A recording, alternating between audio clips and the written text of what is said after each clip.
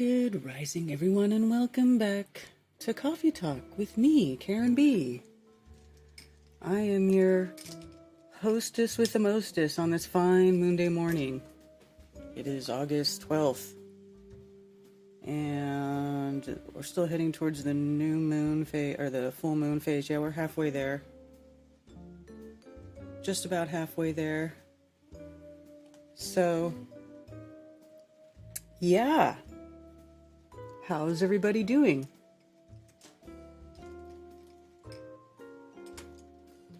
How are you? Chi-Chi says good evening. You must be on the other side of the plane or something. Because it's certainly the opposite of evening here. So what, are you in Europe somewhere? Or Australia like our friend Richard B? He's like literally opposite of us. So like we're waking up and we're like, good morning. He's like, all right, good night.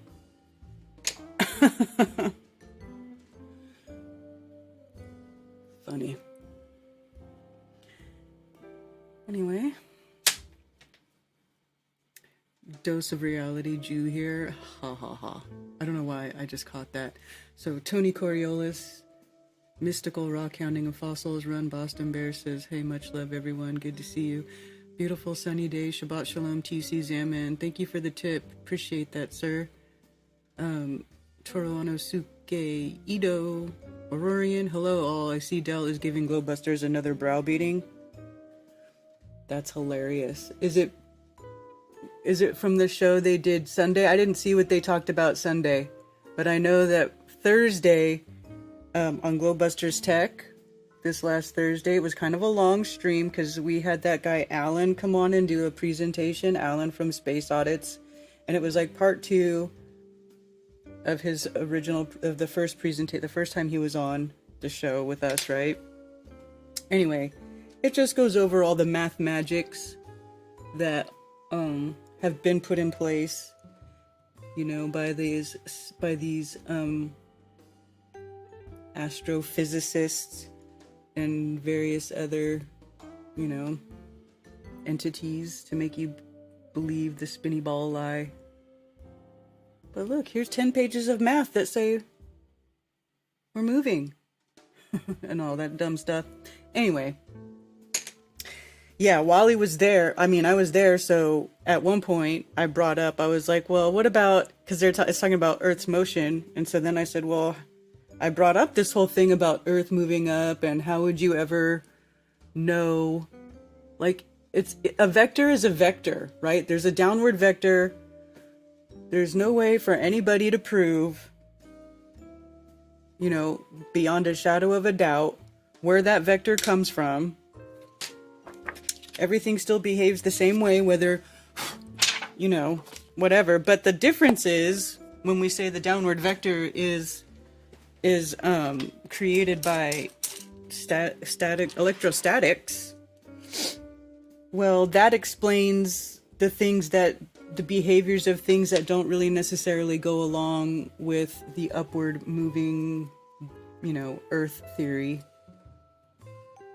You know, like when Zach puts a piece of paper between two plates and electrifies the plate to change the charge, and then the paper goes up instead of down. Well, that right there tells you that electrostatics is definitely involved. Anyway, so I'm sure coffee, cigs, and alcohol should be banned so the NPCs have a war on drugs. Oh, that's funny. I never realized you aren't supposed to snort coffee. People snort coffee in jail. What are you serious right now? Just got back from Jackalope Freedom Festival in AZ, and sadly not many cared about freedom out there. Really? I didn't even know. I don't know what that is, but I'm interested to hear about that. Spicy Sarah, Scrotal Xerox, Good Times for All. Brandon C. I am Ian's cat. Whoever failed to trademark the term jackalope must be regretting it. Hi, Billingtano, Richard B. You guys getting good lightning in Spartanburg last few nights? Yes. Yes. It woke me up a couple of nights in a row. Not last night, but like before that, the last few days. The thunder was so loud in the middle of the night that it woke me up a couple of times. And I don't have and in my bedroom I have this window that it goes out to my backyard, and I live on property, so like there's nobody there, so I don't have any window coverings. You know, I don't have any curtains or anything that I close at night or anything like that. I get full on full on sunshine when there's sunshine. If it's night, it's night. It's like, that's just how it is. And I actually really like it. I think it helped restore some of my natural sleeping habits. Anyway, so I could see the lightning would light everything up outside, and it would be like instantaneously thunder right after the lightning. So it was like right on top of us. And yeah, it's been storming pretty good around here. And then, and then the yard's been a mess because it's been windy. And we went, and I had to go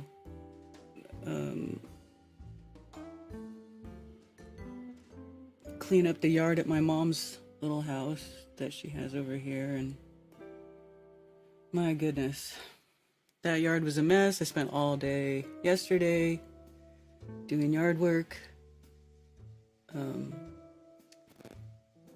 But, it looks better now. It's cute. And it's good to get out and sweat and do some physical labor. It's good for you. So there's that. Brian is an upward earther. Is that what you call it? 11:39 p.m. here. Wow, Richard. So it's even later. You guys realize, no masks except for the one on my car. I tried to get info into Freedom Talk and none vibed with it. That's so weird. At a Freedom Festival, Tony? How weird is that? Hey guys, I'm having a full-blown panic attack at work at the moment. This is fun. Are you serious? Just breathe. Just breathe. You'll be fine. Although that is a 5-minute-old comment, so I hope you're doing okay. Yay, logical thought without the fluff. Good day, realist to reality. One big pond. Hey, cheers. Oh, look, Billingtano's on it. Rico, just breathe. All right. See, we got lots of support here in the chat. Much love and throat punches. Jadot. What do I know that name for? Aren't you the one who wrote that book? Or am I thinking of somebody else? Jana. The earth is rising, but there's no downward vector is an oxymoron. It is! It is an oxymoron. I mean, there's a downward vector because things go down. Like, observably, repeatedly, all the time, they go, things go towards the earth. Duh! So why would you say there's no downward vector? Or they just, I don't get it. I don't get it. Make it make sense.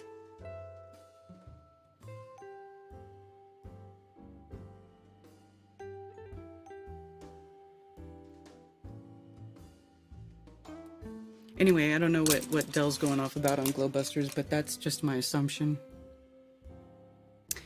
Rising Earth equals stupid theory, FE Society Gospel. Go twerk it out in the bathroom, Rico. Why did Mark ditch you for Patricia? Mark didn't ditch me. He didn't ditch me. I actually left the show. I stopped doing Strange World. It was my decision, and Mark didn't ditch me for anybody. I feel like Mark probably might have even been a little bit upset that I left, because then they were like, but he figured it out. Yeah, I left. That was me. He didn't ditch me for Patricia.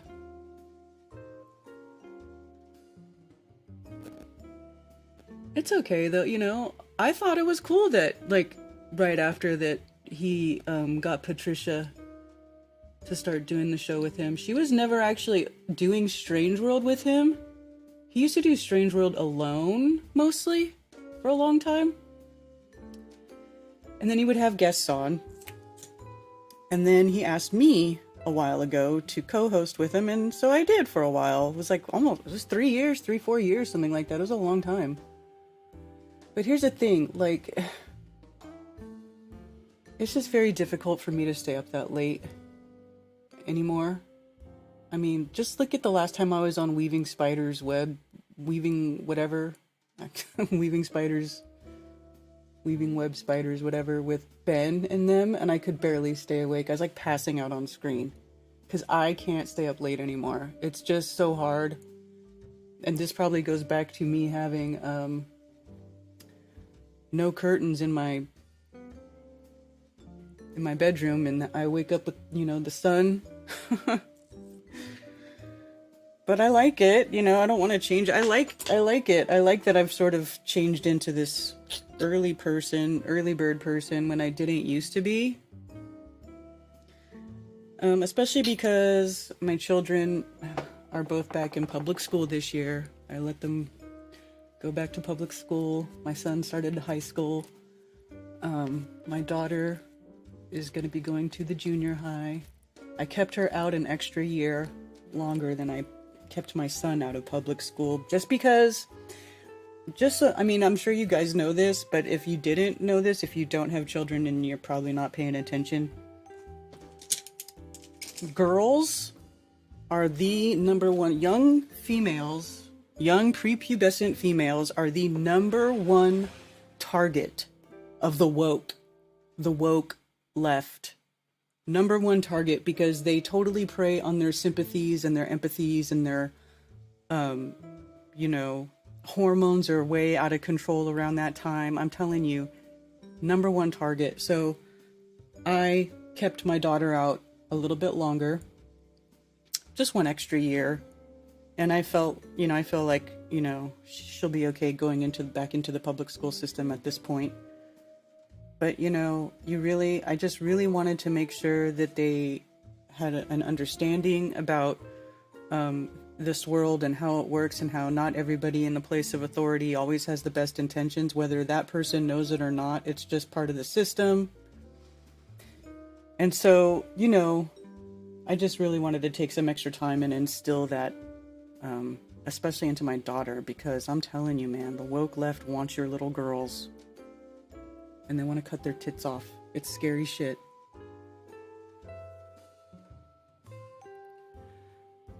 Sun's up. I'm up like a chicken. Yeah. Weaving Spiders welcome. Yes, thank you, Billingtano.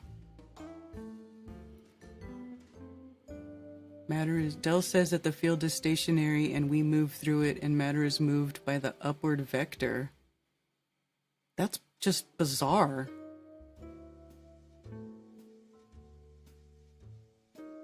That's just a bizarre thought, even to me. Carrie Brownyard. Hi, Carrie.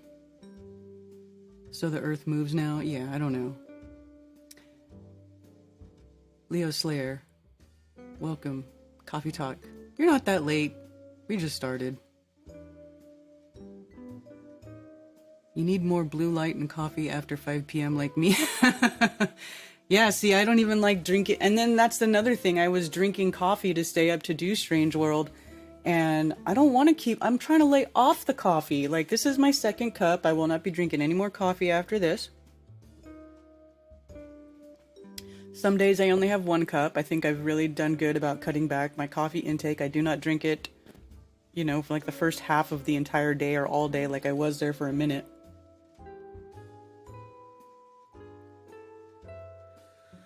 I'm forwarding you furniture pics. Oh. Vincent Loonman, Flat Farmer. Do you think that Patricia will go full ambulance driver on anyone? No, that's not Patricia's style. That's That's just not who she is. Although it was funny though, because she said she did say on the show that she had a little bit of Karen B in her, but then she said she was still a lady. So I guess I'm not a lady. But you know what though? You gotta have a little bit of just fuck off if you're gonna be in the public, light, or if you're gonna, put yourself out there, because you hear all kinds of shit. And most of the time it's from the people who want to say negative things. Like the positive people aren't, some of them do, make a point to give a positive comment, but most people don't comment positively. Like it's the majority of negative comments and negative feedback, and so you got to build up a little bit of a thick skin, and you can't take that stuff personally,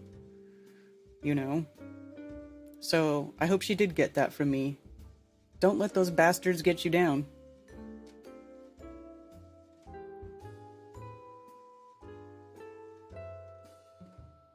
The Earth is an upward moving melted building with an antiquitech antennae causing the acceleration. Oh my God, careful, Brian. You might start a new cult without even trying. You can't be a lady while possessing a big, giant, hairy Bigfoot penis. Well, I guess that's a fair point. It's a fair point.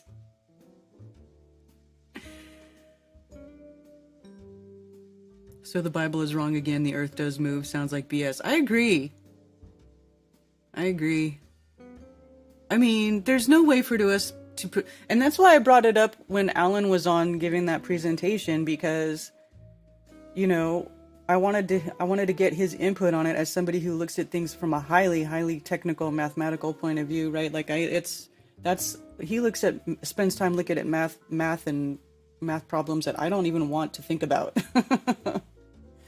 So while he's going through and he's like talking about all this stuff, it just really seemed like a good point to bring up. Well, what about people who say the Earth is moving upwards when you talk about this downward vector? And it's like, and like he said, and this is what I say, you're never going to know. You're never going to be able to prove it one way or the other. Okay. There's nobody's getting outside of this place alive to go witness it, document it, record it, or anything like that, to come back inside and be like, yeah, man, Earth's moving. I watched it happen. Like, you're never going to prove it, because nobody's ever going to get outside of the system alive. So to me, it's a moot point. It's a moot point. It doesn't matter. I mean, the physics inside the realm is what we should be focusing on. The physics of how this place works inside of it, where we actually are, where we can do stuff, where we can witness stuff, where we can test stuff. That's what matters. And it's not a ball.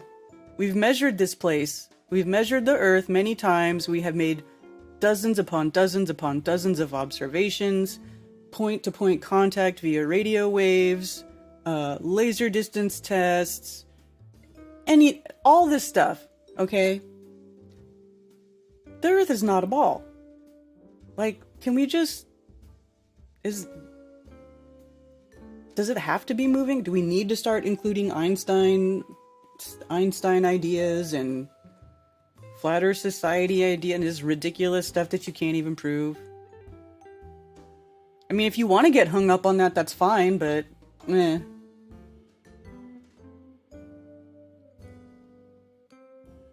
There were many great shows, but I will always remember you and the ambulance driver. Yeah. I can't even tell you, like, I thought my head was going to explode listening to that guy. I literally thought my head was going to explode. I was like, this guy is not saying anything. Remember, he wasn't saying anything of value or telling us anything. It was all just some weird, like, oh, I was driving Uber and there was a doctor in my car. It's like, and? It was so funny. I'm currently acquiring gold and swords for the afterlife. Don't bum me out. It's not a ball, and our inner ear does not detect any movement under our feet other than during an earthquake or tremor. Yes, I think they're attempting to answer the gravity question by making shit up, just like the ballers did. But we don't need to make stuff up. We just don't. You don't need to. That's what I don't get. We don't need to make stuff up when we're talking about this, you know. Why are we making stuff up? Why do we have to have these? I think people start bringing this stuff up because they just want to, like, it's almost like the Hegelian dialectic truther version. Like, they want to create an issue where there is no issue to keep themselves relevant and keep the clicks going, right? And and conflict. People love to watch conflict. I mean, look at you guys. Whenever people start triggering me, everybody laughs, and it's. I feel like sometimes people do it on purpose just because they want to see me go off because it's entertainment value, right? So I think that's just what it is.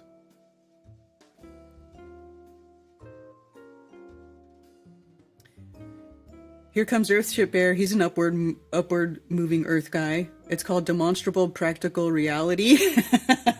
Where are you demonstrating that Earth is moving up, though? You're not demonstrating that. All you're demonstrating is that things tend to go towards the ground. You're not demonstrating that Earth is moving, because you would have to be outside of Earth to see it moving to say that you're demonstrating that Earth is moving. That's what I don't get. It's such a ridiculous, unprovable, unfalsifiable, pointless, distraction. Framework is already there. We just need to notice how it's working. People are naturally uncomfortable with ambiguity. Humans love to solve problems and prove how right they are. Yeah. And I also think that most of you people who keep going on weird stuff like this too, I think you're just, it seems to me like you're still trying to skirt around this place was created and there is a creator, because it's just people who are trying to look for explanations that, and these explanations, like somebody, like, who was it? Rock pointed out that it's goes against what by the Bible says, or ancient scripture, right? Like, cause all these, it's not even just the Bible that describes the earth as immovable and like stationary. This isn't exclusive to Christianity, but it's like, why is everybody trying to find some explanation that deviates away from it being created? They have to find some other weird thing that contradicts any sort of religious or ancient text. And I don't know if that's because they're still just trying to avoid, doing that inner work and asking those hard questions and really reflecting in on yourself, and maybe trying to have a relationship with the creator, whatever that is to you, instead of just trying to look outward for these ridiculous answers that you can't even prove. And if you guys want to do that, that's fine. That's your life. You guys go do whatever you want. I'm not doing that. We don't create anything. We are not the creator. I find people do what their mind tells them to do. What will you think if Jaren sees the 24-hour sun in Antarctica? Nothing. Because the Earth is still flat. It'll make me wonder what's going on in the sky around Antarctica. Why do you see that? Because the Earth is not a ball. M-ball, okay? And there's actually other ways for that phenomena to occur besides Earth being a ball in space. So, I create happiness mostly through dabs. That's funny. A prince of a man just called me to talk me down from a serious panic attack. It worked. Such a weird phenomenon. Good. It's silly because buoyancy and density and electrostatics explain everything, in my opinion. Yeah, I agree. I find those to be satisfactory explanations for what we see too. I do. The Earth doesn't need to be going up for me.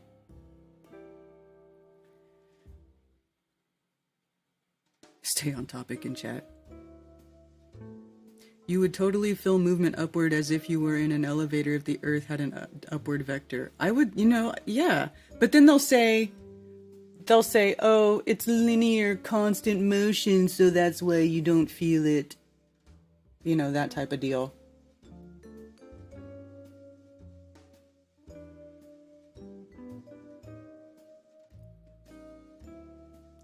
Natural properties of what's up there include mirroring and circling. I would think kaleidoscope skies. Yeah.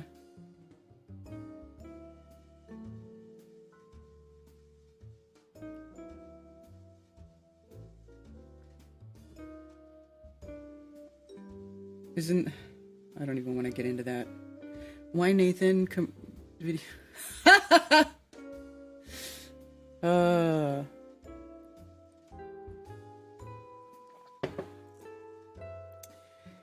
Yes.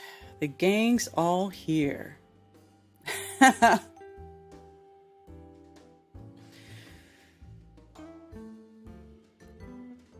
So, let's see. Not a lot of meetups going on. They all just kind of happened. There was that Truth and Freedom Conference in Atlanta. There was another meetup. Let me see. I go to past meetups. Yeah, there was a meetup in Tulsa, Truth and Freedom in Lakeland, Florida. Yeah.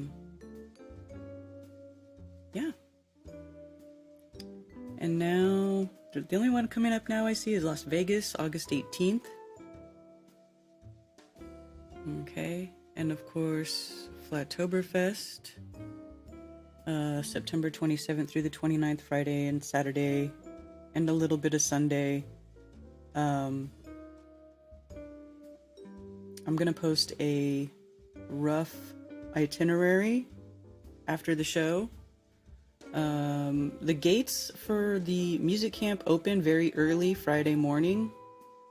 And then, but we won't start actually doing any, festival stuff until afternoon, probably like noon or 1.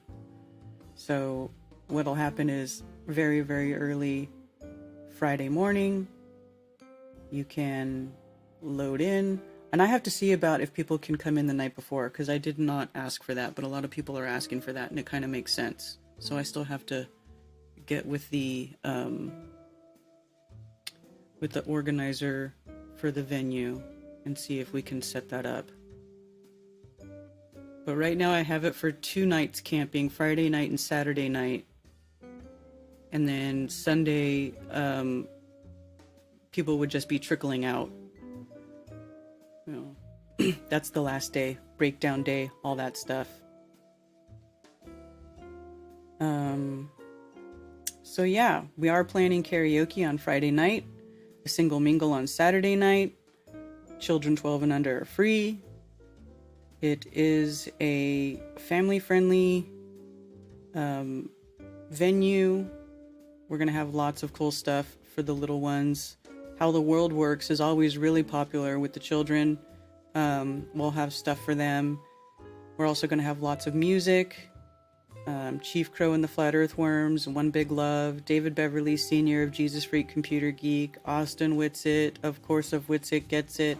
Mario Garza is of the channel Symbolic Studies. Some of you may know about him. He does pretty good little videos. A lot about, of course, symbology and stuff. Rick Hummer will be there. Ben Balderson will be there again. And Ben's going to be doing a live Spagyrics demo, alchemy. So you'll get to witness the actual process of turning plant into medicine, which is really cool. There are people who charge many thousands of dollars for that type of demonstration, you know, and teaching people how to extract the medicine from the plant. So that's highly, I think that's going to be super cool. And then I will be doing a presentation if I can get my S together. If I can get it together before then, I think I will be able to, though. So yeah, we have a lot going on. There's going to be a face painter there for children. I don't have her, I have to go see if I can link her Instagram. But there's a local lady that does face painting at, she's going to be there. And there's lots of, I mean, this place is huge. There's, you know, play area, there's fire pits, there's tons of covered area. There's powered covered areas. There's lots of room, it's going to be amazing. I think it'll really be cool. Hopefully we can go out with a nice big bang. The clouds are probably an issue for upward flying Earth. Yeah, I agree, MFT, it is an issue. One feels no movement while cruising inside an airplane, literally flying at 38,000 feet above any clouds. However, rising upward so fast would produce a different sensation. I agree. But I also, and I also am going to go ahead and say that I feel like we do feel the movement of the airplane. You know what I'm saying? Like, you might have a good, you might be, but you're in a pressurized cabin, and so it's not quite, you know, sea level pressure, but you're in a cabin and it's pressurized. But even that, even still in the plane, like flying, to me, I feel the difference. If I close my eyes, I can feel the difference between when the plane is flying and when the plane is sitting stationary on the tarmac. So I don't believe that even flying, I don't feel like we don't really feel motion. We don't feel it as much as we should, considering how high and how fast we're going. But I think that we do definitely feel it. That's just my opinion.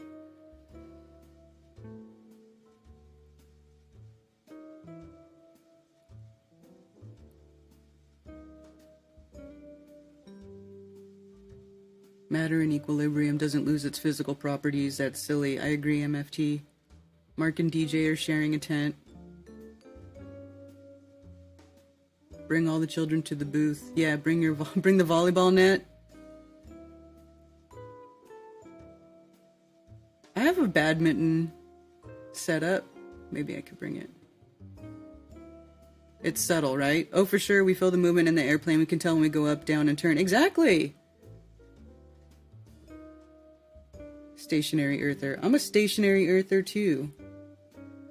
I am a stationary level and stationary earther. I don't, you know, and I don't even really feel that. Why would we even argue?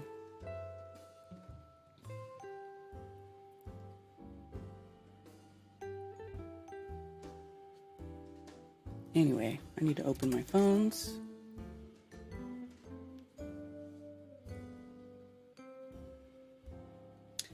Oh, I missed a call.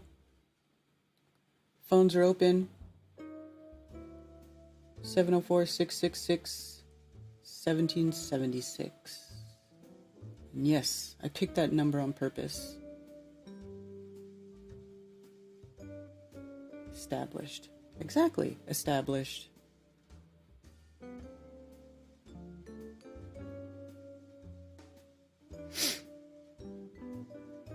Hi, Spicy Sarah.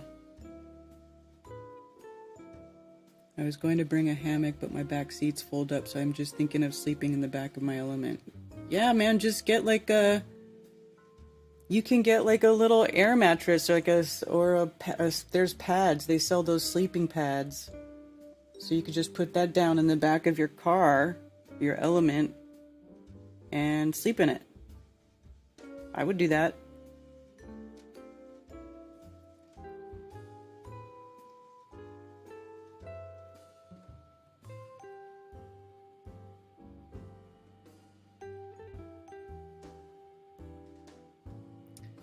Yeah. So anyway, is that what Dell is going off about? Was it that, or was it something else?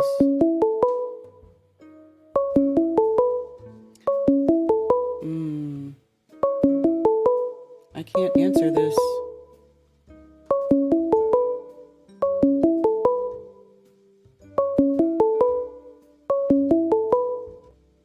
Yeah, it says unknown. I don't feel comfortable answering unknown numbers. Unless you type in chat that it's you, one of you people. And you go, that's me calling, then I'll answer it. But if it just says unknown, I just tend not to answer those calls, because typically people don't want their identity known so they can shit talk you. And then you have no recourse.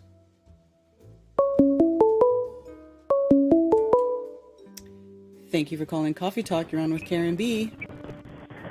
Hey, Karen B. Tony Coriolis. Hey, what's up, Tony? How's it going? Hey, doing okay. Just here in the park. But hey, I did have something. So, okay, I'll start off with that Jackalope Freedom Festival that I mentioned. Everyone was not about freedom out there. That was kind of a surprise because of the name. Mm-hmm.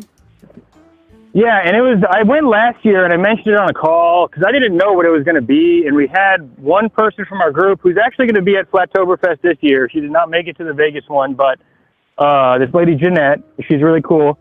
She went out and she was all sketched out by all the hippie people. She saw like she saw some girls topless and she was all freaking out. And I don't know, I went out and it is a hippie fest, but yeah, none of them were vibing with the freedom. That was kind of surprising. Well, what do you mean by that? That's what that was. Can you give an example of what they weren't, how they weren't vibing with freedom? Yeah, and so I went with this one girl who, and it's kind of surprising because I think it was like a year ago where you were talking about Dell on stream, and then I thought you were talking about the Dell Bigtree guy, and she's all like anti-COVID and stuff.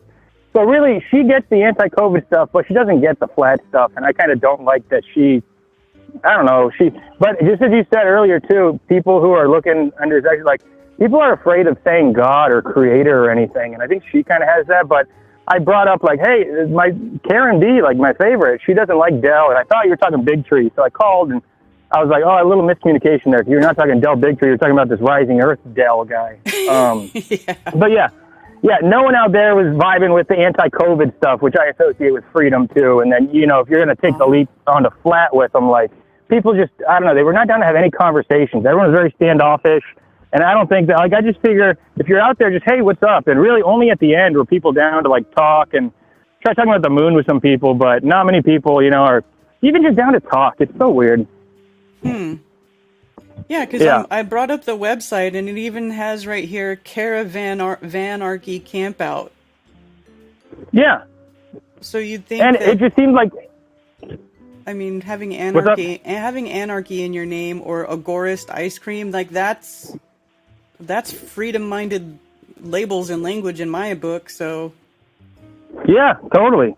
And then we did end up talking to one lady who kind of runs it. Her name was Judy, and she was out there, and she was very calm, and she was just talking about her video games that she's into, not really anything too freedom-related or anything. So that was just surprising. I'm looking forward to your festival, of course, way more. Oh, yeah. Well, we always have a good time.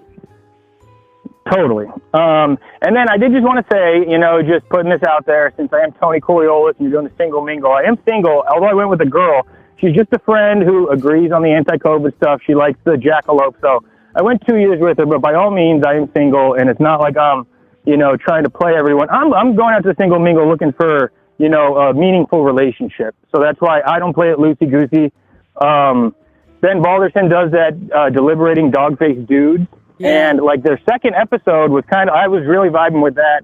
And it was just kind of saying, how we all should be kind of more looking for that, not the hookup culture and shit. So yes. Yeah, just wanted to put that out there. I am single. I'm not trying to, I got a girl back in Arizona. No, I'm going to the single mingle hoping to find someone. So just wanted to say that.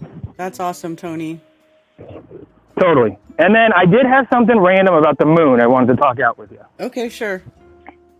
Okay, so you know how after the new moon, like when do you first see the new moon? What is your answer to that? When do you first see the new moon? What do you mean? Because new moon for me is no moon. Or do you mean like... Yeah, it's when it's gone. It's when it's gone, right. But then when do you first see it when it's going from new to full? When is the first time that you see it? Usually, well, it depends. It's like 1 or 2 days later, you'll see a sliver. Yeah. It's pretty hard to see though, because when it's like 2 and 3%, it's like really difficult to find.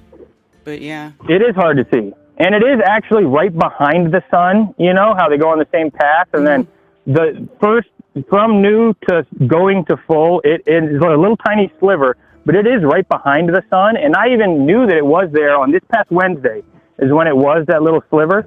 So I tried like holding up a book to the sun to block it out and then see if I could see the moon right behind it. And I couldn't. But I don't really have a nice camera with a solar filter or anything. And maybe I'm using solar filter wrong, but could you maybe aim your camera up and see the moon there? Like, I couldn't blind eye, trying to block the sun and look. I couldn't see it, but it was right behind it. So I guess what I kind of figured out is the first time when you see a new moon is you see the sun set, and then the moon is right behind it. And it's like the first time you can see it. Mm-hmm. And then the moon sets right behind it. Mm-hmm. But is that the first time that you see the moon, or is the moon there all day, just it's so bright from the sun you can't really see it? What do you think? I think it's so bright from the sun that you can't see it. That is what I think too. Now, solar filter, what exactly does that do? That wouldn't block out the, like, would that, if you aim it right there, would the solar filter, negate the sun, how bright it is, or what? You would not see the moon because the solar filter blocks out 99.9% of the light. So what you would see is the disk of the sun, and the moon would be blocked out. So that won't, okay, gotcha. won't show it to you either, unfortunately. Do you think there's any way to try to capture that, the moon that is hard to see, but it is a little sliver that's first coming out? Is there any way you could see it before, or do you have to wait till a sunset to see the moon? I don't know. That's a good question.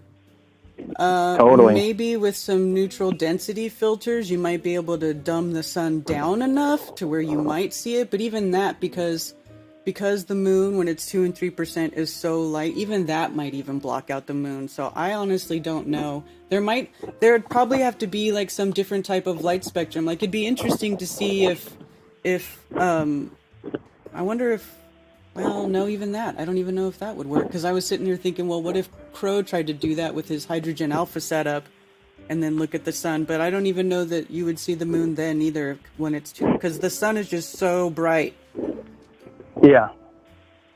And I even did think, looking at it, it was this past Wednesday when it was that little sliver and it's right behind the sun. But I only noticed that because I got lucky. I go up out of town and then I was looking at the sunset as I normally do, drinking beers, and then the sun set, and then the moon set right behind it. And I was like, oh, that's badass. This worked out timing-wise. But now I'm just going to be looking forward to that. So this next month in September is September 5th, I think, is when it's that day. But it was just that day this past Wednesday. So I'm just going to be interested in that. And I'd say that's my favorite moon phase as of now. I'm intrigued by that. Yeah. Mm-hmm. Yeah, the moon's cool. It's cool to watch the moon. Totally. Yeah. Well, all right, I'm here at my park, and then I got one other thing I kind of want to talk out to you, just since, I just want your opinion on something. All right, cool. Let's hear it. Okay, so, you know how I do the meetups and stuff out here in Arizona? Mm-hmm.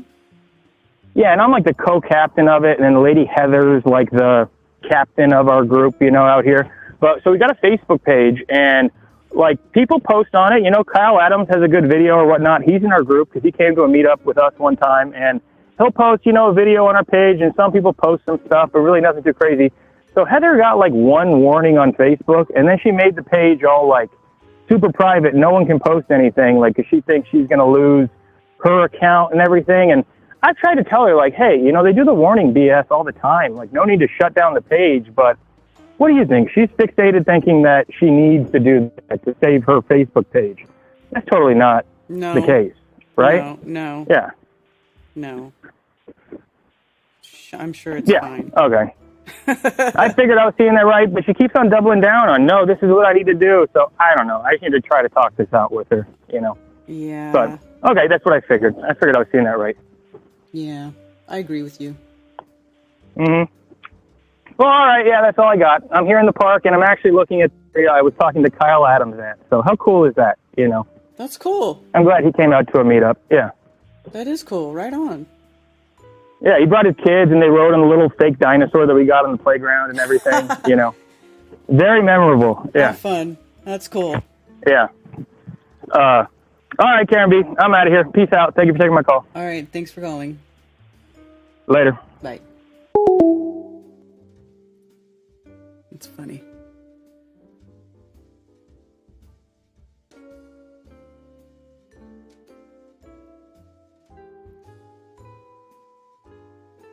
Earthship Bear, I just don't understand why it even matters. You'll never prove it. You will never prove it. Ever. Someone said there was supposed to be a meteor shower last night, but I forgot to look. Maybe. Let's see. There's regular meteor showers that happen. Could be. Perseids.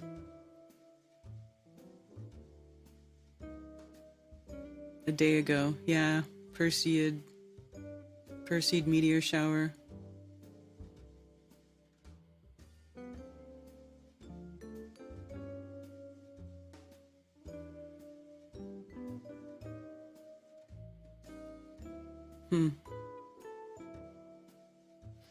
Yeah. I always miss meteor showers because I'm sleeping. All this week? Let's see.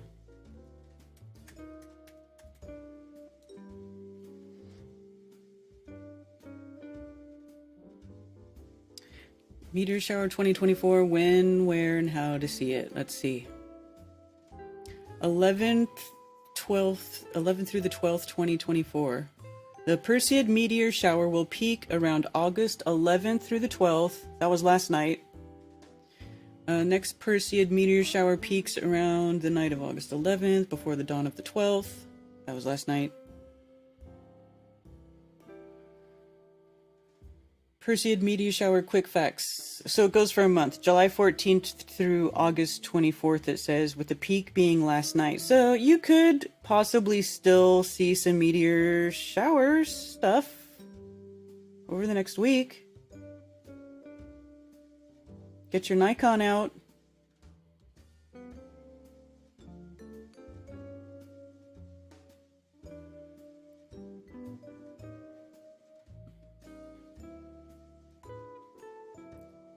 Perseid meteor shower occurs annually when Earth passes through the debris left behind from Comet Swift-Tuttle. Right.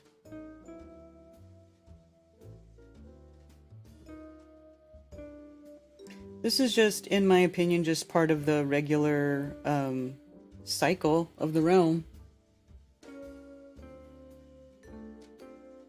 I was watching the sky till about midnight. Beautiful. Once the moon went round, I could see a lot more of them. Ah! August is an active month for meteor showers. Well, there you go. You want to see pictures? Let's see if I can find good pictures. Images.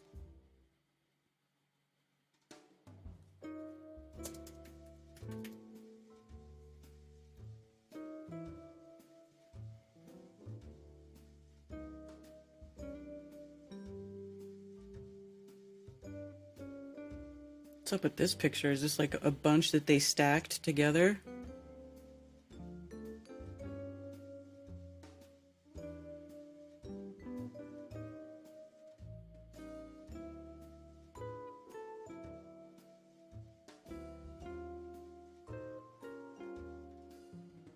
Live in 10 hours. Oh, they're gonna do it again.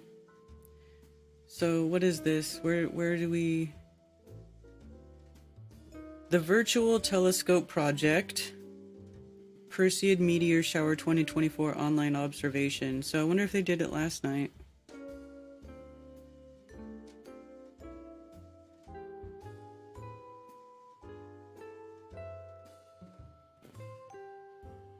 No?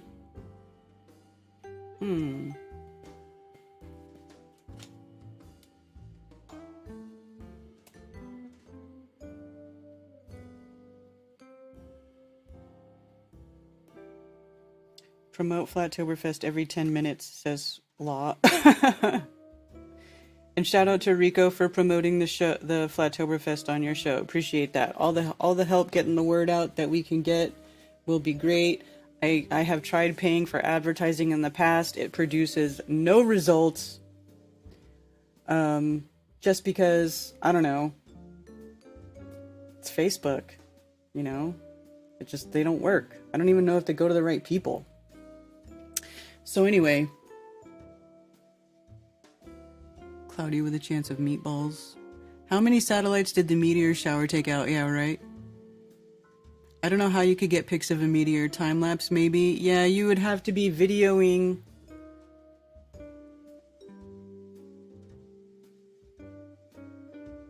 You'd have to be videoing, I guess.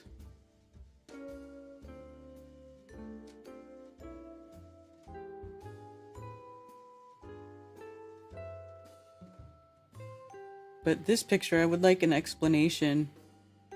Because this to me looks like they took a bunch of different pictures and stacked it, but I don't know.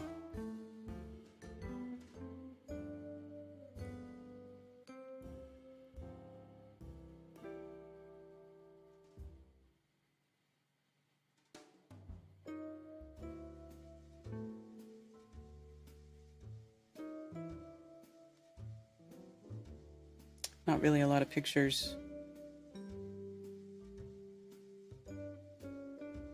There's a picture. That's pretty cool. You can see the Milky Way. This is obviously like a 360 camera or something, though.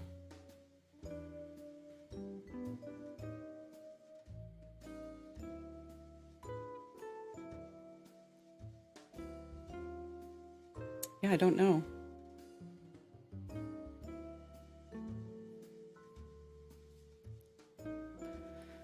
Half a moon tonight means the end of the first week, yes. So are the meteors falling or the Earth rising to them? Ha ha ha. Well, according to the globalists, the Earth is going through the debris field, so I don't know if that's considered... I guess that would be considered the Earth is moving towards the debris field. So...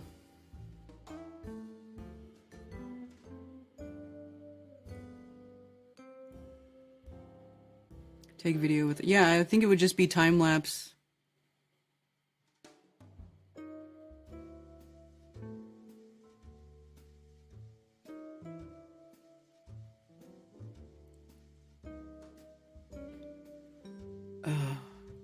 You know, you guys have wrenches if you ever get tired of arguing with him about that stuff. I actually like Earthship Bear. He's a nice guy. But the upward moving Earth stuff is so ridiculous. It's just so ridiculous. I love you though. It's cool.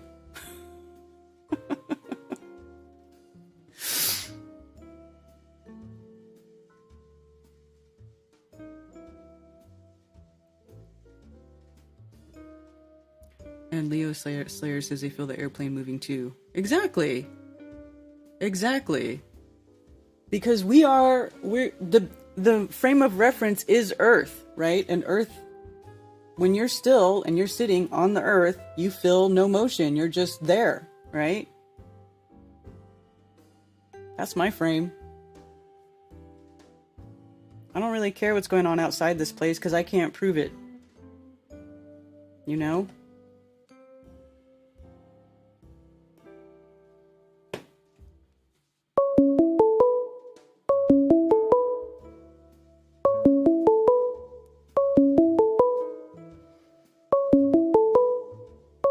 Unknown. Unblock your number, unknown. You seem to call whenever I talk about how ridiculous your upward moving Earth is. If you got some balls, then call with an unknown with your number unblocked. Don't be an anonymous faggot. Hi, Austin. I wonder what meteors are. It could be things... Okay, well, here, think about this. Whenever things burn, like trees burn, or anything like any sort of material burns, right? What happens? The smoke and the particles go up in the air. Now, when the particles go up in the air, like, or what smoke is the material that did not completely burn off in the fire, right? So it's partially burned, it's like not completely disintegrated material, and it's in the smoke and it's rising, that's why it's dark, blah blah blah, right? So this is like, I don't know, carbon or whatever. So, and this is just a theory, I don't know. So all these things that, you know, continually get burned or go up to the sky or whatever, or congeal in the sky, who knows what happens? Maybe these things start to clump up and it's like part of the Earth cycle of recycling things that go up and they just fall down and then they burn into the atmosphere. Like it's just Earth garbage. I mean, I don't know. I could be wrong. It could be some sort of, it It could be some sort of thing that has to do with the actual mechanics of the sky clock and the firmament. You know, I don't know. But it's not like giant space rocks trying to kill us. I know that.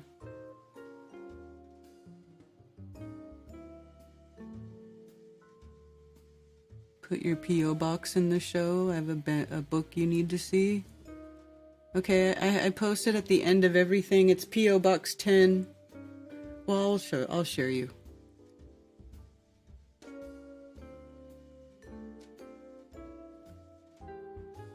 First page of the first book. Read your Bible.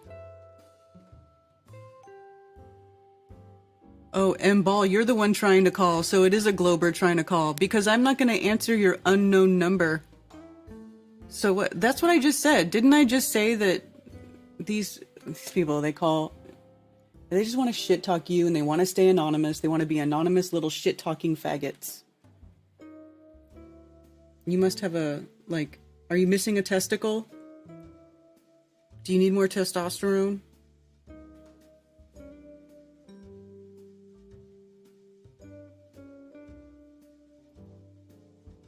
Dark matter around the earth? Not dark matter.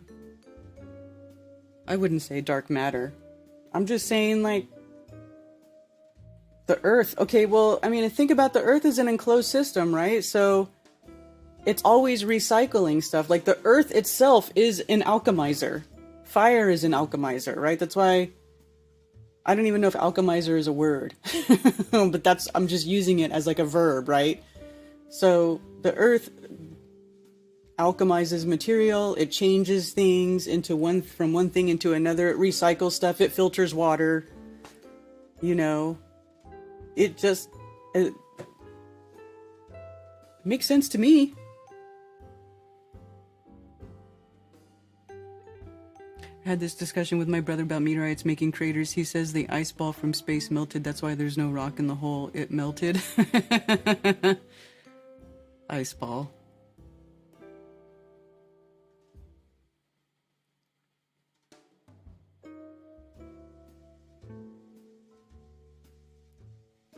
Just got back from Flat Earth Farms. Daryl is a very great person.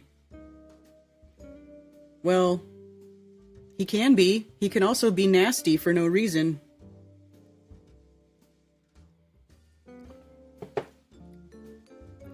But I'm not going to get into all that.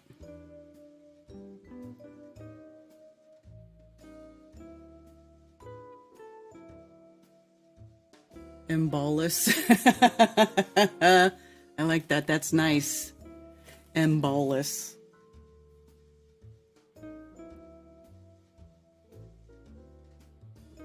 Faggold from Old French faggot, bundle of sticks. Yeah.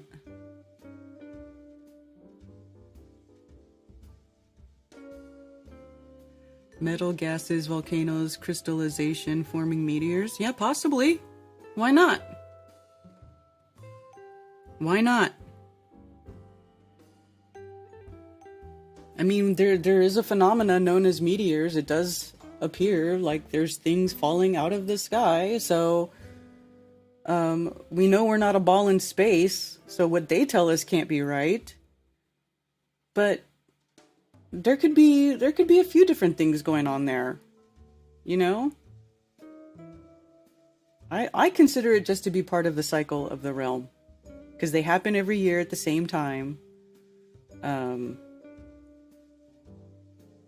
Part of the cycle. So what is a cycle? It's like there's many different types of cycles, and it could be a cleaning cycle. It could be the realm could be like a self-cleaning system, and it is actually. I mean, look at how much we crap this place up, and we still are able to get clean air, and well, not super clean air, but you know what I'm saying? We crap it up, but then the earth cleans itself. I mean, look at Chernobyl. Crapped it all up, and now everything's thriving there. Like everything's good. The life returned, you know? So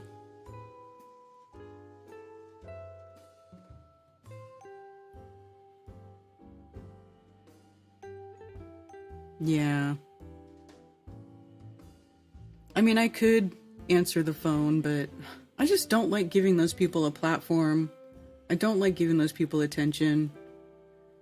All it does is, I don't know. I'm not really into it right now. I mean, sometimes I feel like storming the castle and I'm down for a fight, but not right now. I really don't want to fight. I just want to hang out. Angel glitter.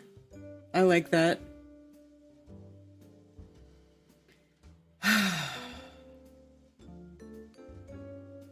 You just look silly. Meteors don't fall, nothing falls down. That just looks like a silly statement. It looks ridiculous. It sounds ridiculous. Hi, Plain Truth. Good afternoon to the UK.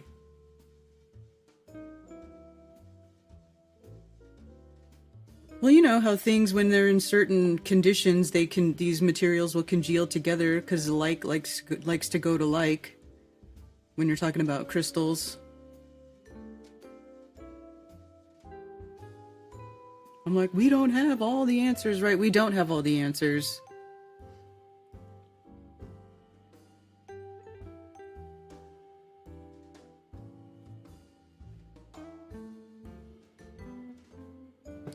We don't have all the answers.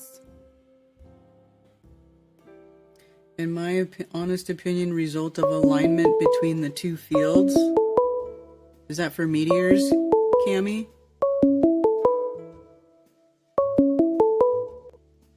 Thank you for calling Coffee Talk. You're on with Karen B. Hi, this is your favorite baller. My favorite baller? I'm not anonymous anymore. You're right, you're not. Why do you think I want to fight with you? Because your name's M Ball and you're calling from an unknown number. And typically, that's just what typically it is. That's just my experience. That's my life experience. That's why. I just had to figure out how to unblock the thing. So it took me a little while to go into the settings to figure out how to make the number show up. So you have my number. Okay, so... Are you asking? Okay. So I've been wanting to call you for a number of months, but I just don't do it. But the guy talking about seeing the moon. Mm-hmm. So you can't see the moon because of the atmosphere. Right? You look up there and you just see blue. So if you had this is not an easy thing to do, but if you can get a balloon and put a camera in a balloon and get it as far up above into the atmosphere and on the edge of the atmosphere where things will look darker in the sky, so it would be easier to see something when you go above the blue. Not something the average guy could do though. Yeah, that might work. Okay. This is cool, isn't it? I'm a nice guy, right? So far. Okay. So this is what I've been wanting to ask a few months. Okay. But I never done it. So here it is. So be nice to me, all right? All right. All right. So I'm just trying to pick your brain here, if you don't mind. Sure. You know how you think. I don't mind talking to anybody who wants to have a civil conversation, but usually it's not civil, so that's why I just am always on guard. But it's cool. If you want to ask questions and you want to talk, I'm down. No, people call me names and beat me up all the time, so that's not what I'm into. Okay. I'm always trying to be a nice guy. So this is what I'd like to know, because I'm trying to figure this out. When you get on a plane and you go somewhere, like let's say go from, you're in North Carolina? Yeah. Okay. So if you go to North Carolina and you go to Los Angeles, and you buy the ticket, and you can look up the schedule and whatever, and you have a distance between North Carolina and Los Angeles. Do you accept that those flight routes are accurate as far as distance? Well, what do you mean? From like Charlotte to LAX or something? Yeah. What do you mean, do I accept that those are accurate? When they say the flight distance is whatever they say it is. I don't know what it is, but. Well, I haven't checked. I'll just say I haven't checked, but I would assume that it is relatively accurate because Okay, or so let's No. say you go from New York to Tokyo or something like that, and they say the the distance is how many of our thousands of miles it is. Well, I don't know. You See, that's accept it. difficult because you've got airspeed versus land speed, and then they have tailwinds, and I don't know how fast the plane is going, so I can't really just say, But "Oh yeah, but everything there is what they say it is," because I don't know. okay, but they do have a published distance, Okay. and everybody, all of the airline people agree on that. Mhm. Right? Okay. It's not like it's something that changes every other day or anything like that. I'm just wondering if you accept that in any fashion at all. I mean, like within a certain plus or minus distance or anything like that. I mean, I Maybe if this guess is the first the time you thought the about northern it, then the northern hemisphere doesn't have all the distortions. It's the southern hemisphere that has most of the distortions. So typically, from what I've been able to tell, the things don't vary so much between flat and round when you're talking about north of the equator. but again, like to say from New York to Sydney, Australia, there's a published distance. Everybody uses that same distance, but you would have maybe you would be wary of that distance, or not, or you I've would again never say heard it of a within a flight certain from New distance. York to Sydney. Let me see.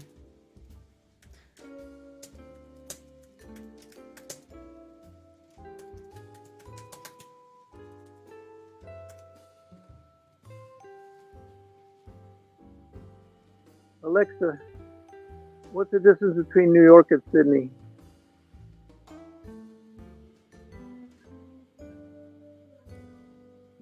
9,935 miles, Alexa says. Okay. And Well, I'm just wondering if you accept those. I don't know. Why are you asking? Is there a point to this? Because why would you ask me if I accept those distances? I can't verify that. Because you seem like a reasonable person, that's why. I mean, Okay, a but lot I of flat can't. earthers just say that they don't accept anything like that. So, Well, I can't okay, verify it. I don't know. And like even when I go look online, they're not telling me, "Oh, it's X amount of miles." They're just saying it costs this much. okay. Um, okay, I use Alexa and ask these things. Alexa gives out the numbers pretty easily. Do you use any of those kinds of things? Alexa or the Siri or?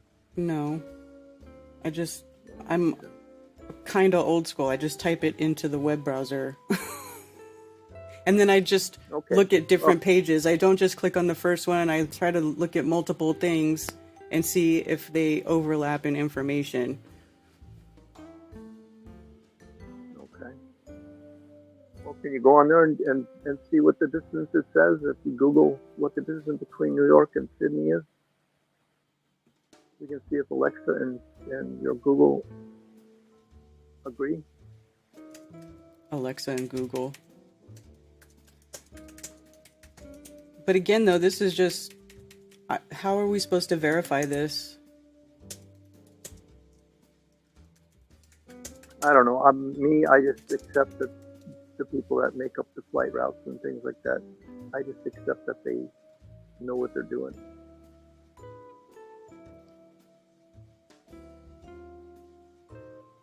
That's why I'm saying I asked about what you think about these kind of things, and I can tell you the reason why I'm curious about this. It says, well, from what I can find, it says 9,935 miles. So almost 10,000 miles. That's what the internet is telling me. Let me do this again.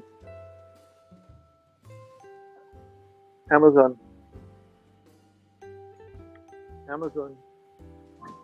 What's the distance between New York and Sydney?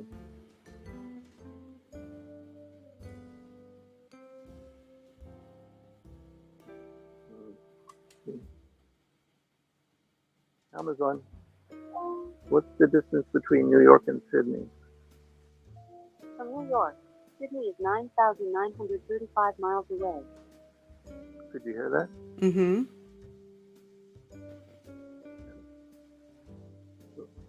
Yours was, what did you say, 34? Huh? 9,934? No, 9,935. 35. Okay, so it's the same then. That's what Alexa, or I don't even know what I'm looking at. It says distance.2. Let me see if I find something else. Oops.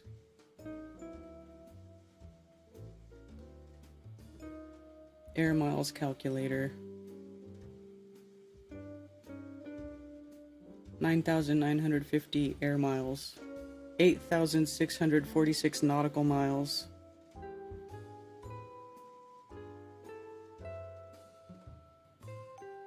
That's what it says. okay. So here's the thing. I don't know if you're interested in this. Forgive me if you're not. But if you took what the airlines and what all the online things, the distances they say are between all of the major cities in the world, let's say London and Beijing, Tokyo, Sydney. If you take all those major cities, all the airports, and then let's say take some paper strips and measure out the paper strips that those distances, that would match those distances. You understand what I'm saying? What now? Like a strip of paper, that would be the distance between each of those cities. So let's say like New York to London, whatever distance they say that is. And so you would make a strip of paper that would equal that in inches, let's say. You know what I'm saying? Okay. Like if it was 9,000 miles, make it 9 inches, a 9-inch strip of paper. So you think that if I'm going to cut up a bunch of strip of papers and do it to scale and lay it on some map, that means that Earth is a globe? That's called reification. And like I said, we can't even verify this stuff. You don't know how fast these planes are flying. Look at, and even right here, Vincenti's formula is 9,949 miles. Here's another one. It's different formulas give you different amounts of miles. Okay, that's why I was asking you. But the Earth measures flat. Here's the problem: the Earth measures flat over long distances. They give us a radius of the Earth. It's 3959, right? Which from that number we can derive a mathematical equation of which we can physically measure Earth's surface, and every time that we do it, there is no curvature is measured. So the Earth cannot be a ball the size and shape that it is. I don't care how many planes you fly from one point to the other. I'm not trying to argue with you, and I know all of this stuff that you're saying, so it's not like you're giving me anything. So I'm not here to argue. I'm letting you know what I'm thinking. All right. Mm-hmm. And so this is what I was thinking. You make up strips of paper and put them all between all the cities and just see what kind of a shape comes out. That's it. I'm not here to argue or anything. This is just what goes through my head. Between all the cities and a shape comes out, but where are you going to put these strips of paper? On what? Okay, on a map? For example, let's say what version of the map? No, not on a map. No. Let's say some tie wraps, zip ties. You know what I'm talking about? Yeah. Okay, so let's say you just have some big zip ties like that, and make them all the different lengths of what the published distances are between. Okay, like New York to Tokyo, New York to London, New York to Moscow, New York to whatever. All right, and then just in your hand, without a piece of paper or anything, you just you tie all of the one endpoint at New York together, okay? And then the one that goes to London, on the other end of that zip tie, you then start out from London and go London to Tokyo, and then you do it again and put a zip tie at that little bunch of zip ties at London, going all over the world. So like the London to Tokyo zip tie. Then at the other end of that one at Tokyo, then again, you would do, maybe do 6 of them at each location. So Tokyo to Los Angeles or Tokyo to New York. So let's say you would have like for the 3 of them, you would like have a New York to London, and then a London to Tokyo, and a Tokyo to New York. So you would have those ends together. And let's say you would then have a Tokyo to Sydney and a Sydney to New York. So you're not putting it on paper, it's just like all in your hands in the in the air. Like a puzzle, as if you were knitting something together. You know what I'm saying? I think so. So it doesn't have to be flat on the table, but you just keep doing that together until it comes out to whatever it comes out to be, no matter what it is. Whether it's flat on a table or square or circle or whatever. Well, if you take your little zip ties and you lay them out like that, it's always going to end up flat. Unless you wrap it around a ball. Well, maybe. I mean, you won't know unless you do it and you just see what it comes out to be. Okay, well, I don't know. Just in my head, I'm just thinking that what's going to happen is it's going to be flat unless you wrap it around a ball.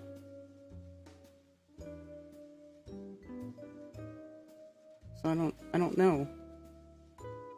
Okay, well, it's like a Cartesian, like these Cartesian coordinate systems that they use for maps, right? Like they're just coordinate systems, and you can make it any shape you want. You just have to put the coordinates down and then follow the coordinates, and then you can make like there's heart-shaped maps of the Earth. Do you think the Earth is shaped like a heart? No. Like Mercator maps where the end is going off into infinity, the poles go off into infinity, and like, you know what I'm saying? Like everybody thinks that's an acceptable map of the Earth, but it's more distorted than the AE map. Okay, so of course I think the Earth is round, but even without putting those things into the shape of a ball, in my mind, if you have enough of those links together, the distances will all just automatically form into the shape of a ball without you trying to make it form into the shape of a ball. That's the only way that different distances would all fit together, so that they would all,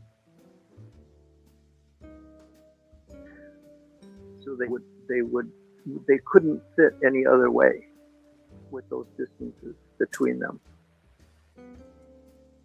Anyway, that's what was in my mind. And like I say, for the past few months, I've been thinking about calling you to ask you what you thought about distances and things like that. I'm trying to find I have a high-res flight map.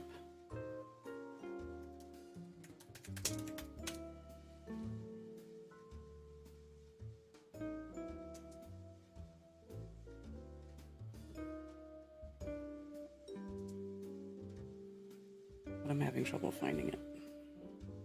I'll see if I can find it and pull it up. But I don't see how that would turn into a ball unless you actually wrapped it on a round surface. I mean, even... Okay. So, do you ever do any knitting or crocheting? No. Okay. Well, okay. So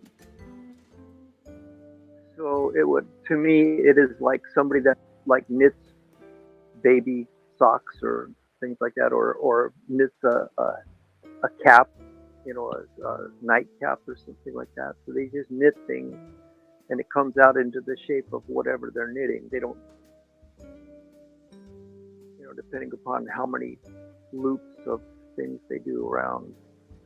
Like if they do an arm to a sweater, they knit a certain amount of things, and it just automatically takes that shape. They don't have to fit it to something. They just do a certain amount of loops, a certain amount of hooks or whatever they call them.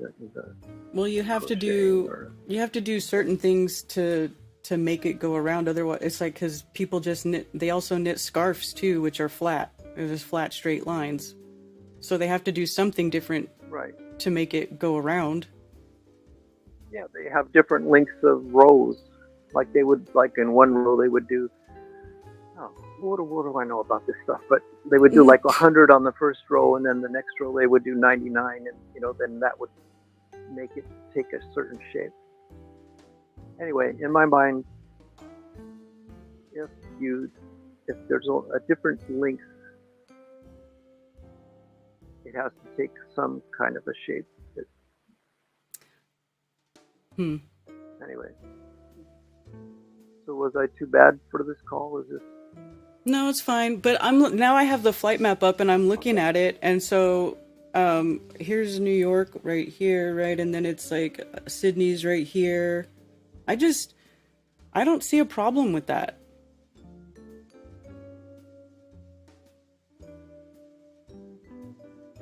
Like, planes just fly from one point to the other. And they... Right.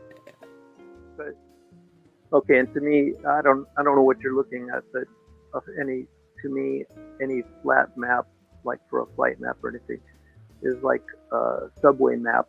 It's just not. It's not accurate to the distances. You know what a subway map looks like, right? It's just like.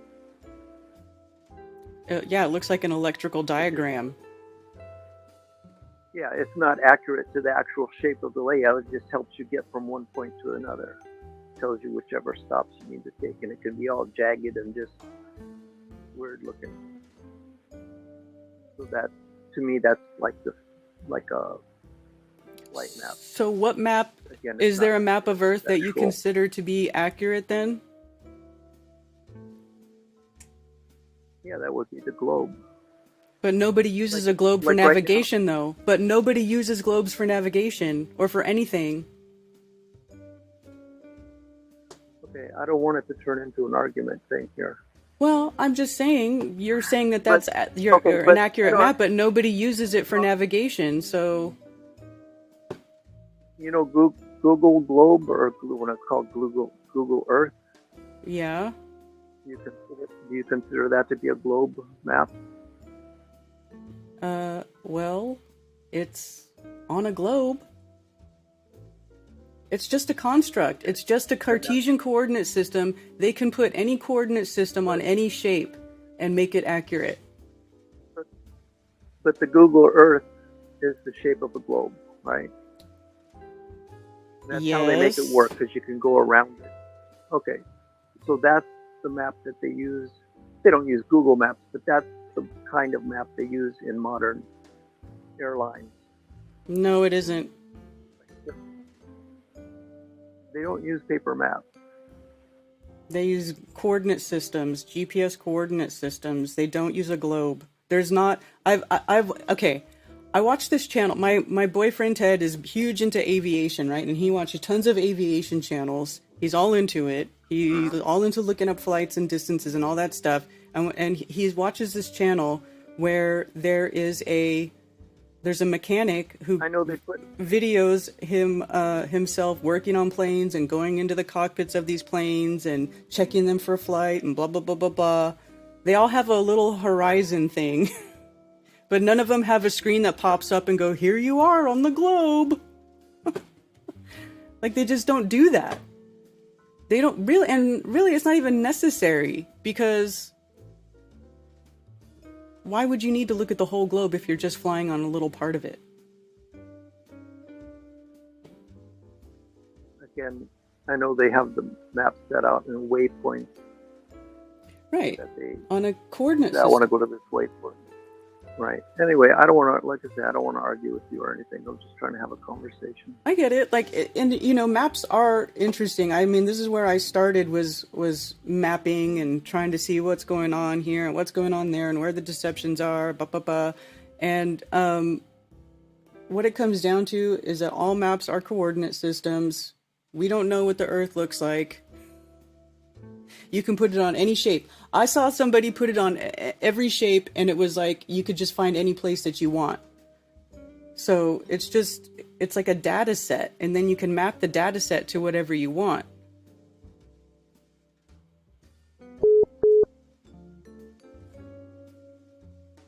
Okay, well, I look at it differently, but to me, there's just one way that it comes out to be. But Have you anyway, ever done any like long distance site tests in your own area where you live? Somebody's trying to call. Hold on, caller. So, like where you go someplace where you should be able to see something go behind the geometric curve of the Earth based on the curve calculator. Do you ever do anything like that? I've seen too many other people do this. I've been around too long. Is that not, well, does that not conflict with the globe model in your opinion? No. Why not? I'm sure you already know all of this stuff. And again, I don't want to. Again, I'm trying not to argue or anything. Okay, but I I'm know. sure you've already gone through all of the, the atmospheric bending of the light, things like that. And again, I would just be going over things you've already heard, right? The boats going beyond the horizon, and then the bottom part of them going below the horizon. Yeah. And you just see the boat keep on going down. Yeah, but you can exhibit that, things disappearing from the bottom up over long flat distances, just because the angle of acuity diminishes the further away the object gets, and your eye can't resolve it. And again, I'm not trying to argue or anything. I understand that's the argument. I don't think that's correct, but well, you can demonstrate it, though. You can demonstrate it. And I understand that's what you believe, or what. No, I don't believe it. I've seen it. I've done it myself, so it's not a belief.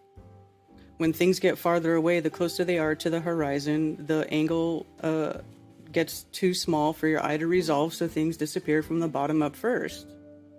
It's just perspective. And we disagree, but that's the way it is. Okay. I know you could get a telescope out, and you can, and again, like I said, this is too many years that I've heard everything, so we have a different perspective on it, right? I guess so.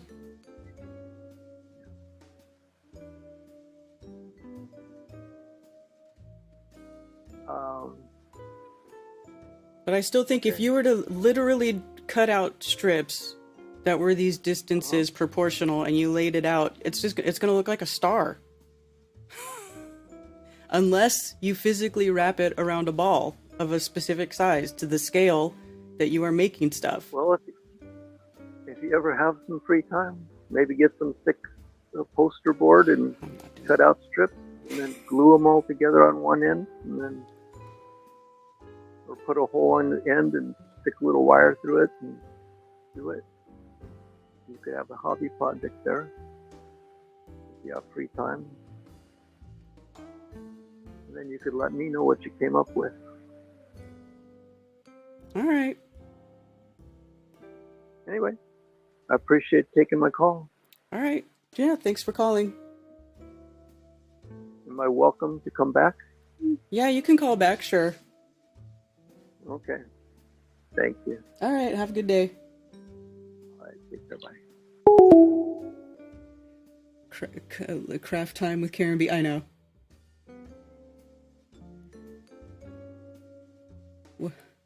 Oh, you guys are not being nice in chat. Angular resolutions. Exactly, the angular resolution gets too small towards the closer you go to the ground, so the things that close to the bottom disappear first. Cognitive dissonance. Well, he just chooses to believe the ball still. He says he knows the arguments, but he still thinks he lives on a ball. Some people do. Some people do go through all the points, and they still think they live on a ball. That's... Everybody's entitled to their own beliefs. Thank you for calling. Oh, Dennis, Jesus Christ.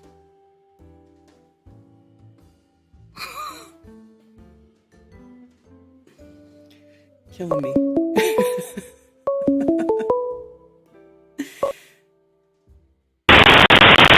Oh, Dennis, your phone is not working right.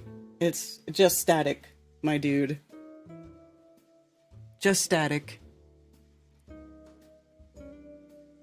I don't know what that is, but it sucks. I don't know what causes that, but it sucks, man. Oh.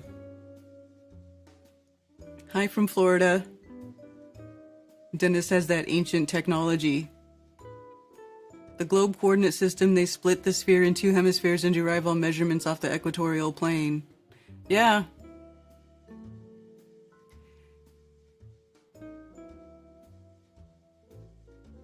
Boats over the horizon. He was polite.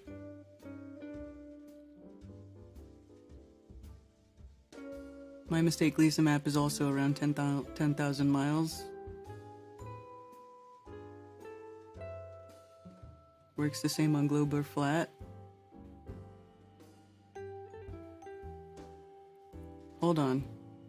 They make bigger circles by doubling up certain loops. At first you skip one, then double. Next you do 2 loops, then a double, and so on. Or is this talking about crocheting?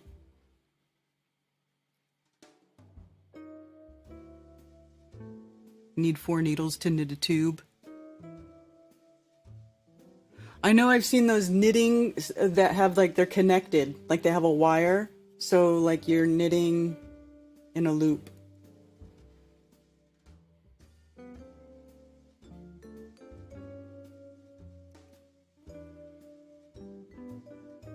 He's saying if they triangulate between one another with the fixed paper lengths, it will pull itself into a ball. Doesn't prove it's a ball, proves the given distances are based on a ball. Well, I hope I don't go blind.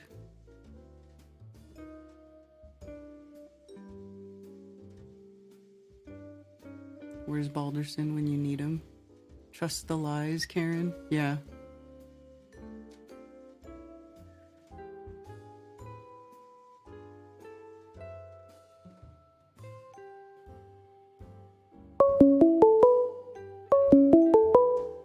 Why did Ted cut his dreads off? Thank you for calling Coffee Talk. You're on with Karen B. Hey, Karen. This is Kyle. Hi, Kyle. How are you doing? Doing good. We're in the hospital right now. We're having a baby. Oh, my goodness. Hey, it's 11/11, too. Congratulations. Yeah, 11/11. Right on. Congratulations. How exciting. Yeah. You want to say hi? Yes. Okay. Well, I'm going to put you on speaker real quick. Okay. Hello. Hi. Congratulations. All right, wait. Is she still having to push the baby out? Good luck pushing her baby out. Not at that point yet, but we're definitely true fans if you know we're listening in the hospital. Yeah. Oh, that's awesome. Her water broke last night at like 3 a.m, and we've just kind of been waiting for labor to start. So that's kind of where we're at. Oh, she wow. just barely got put on Pitocin, so it's probably going to start happening sometime before noon here. But, yeah, I don't know. Oh, we'll yeah. see. I imagine so. If the water broke already, that definitely means you're in the home stretch. Yeah. So, just a matter of time now. We're just waiting. But yeah, we've been listening to you. That's really awesome. Congratulations on your baby. How exciting. Thank you. Yeah, thank you. It's a girl. That's great. How many children do you guys have now? This is baby number 5. Oh, wow. So how many boys and girls do you have? Yep. 4 girls so far and 1 boy. And this is, our next girl. 1 boy and 4 girls. Wow. But, I feel for that young man. yeah. That's really awesome, though. Congratulations again. How wonderful. That's what we need. We need more flat earthers having babies. Yeah, we do. That we do. Yeah, just a fun experience and all. So, it's good stuff. Yeah, we gotta make up for all of the times you see, the globe hanging over the cradle, right? We gotta do it right. Yeah. Yeah, amazing. Yeah. So just had to pop in and say hi, just letting you know that we're listening. All right, thanks for calling, Kyle, and all the best to your family. How exciting. Enjoy it. Hey, thank you. All right, later. Bye. You need to find a flat earth man to mate with. Yes, Christy Lee Dolls, you do. We have lots of wonderful single flat earth men in the community. I'm sure you could find one. We can help you. I think it's a big IQ test. Who can't see it aren't observant enough to the bigger picture. The Great Plains are 3,000 miles long, 300 to 700 miles wide. They stretch from Mexico through Texas up to Canada, covering 1.125 million square miles, eighth of the circumference of the Earth. Yeah, man, the Earth is pretty big. It seems small and big at the same time, if that makes sense. It's his idea. Why didn't he do it? Yeah. But if he does it himself, he'll just make it into a ball.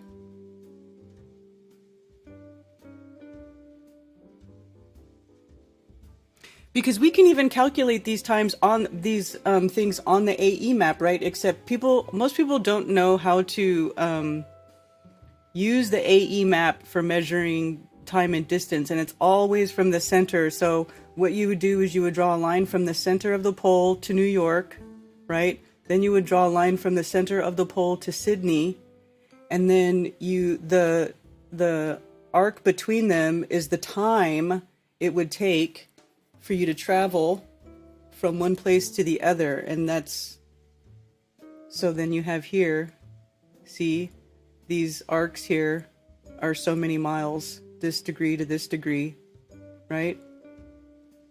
Scale and statute miles along parallels between 15 degrees of longitude.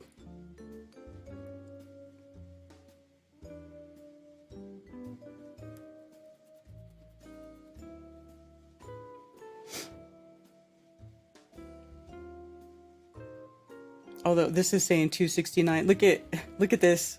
269 here and 269 here. And it's the same. But this one's super long and that one's short.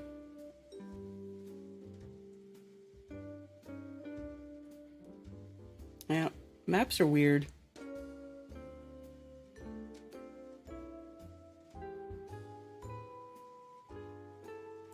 Comes increasingly distorted toward the map borders, which exaggerates southern hemisphere areas. But there's also the Urbano Monte map.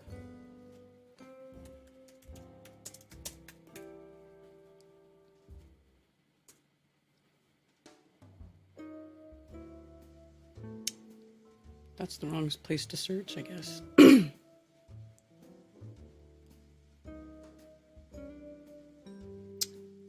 Derp.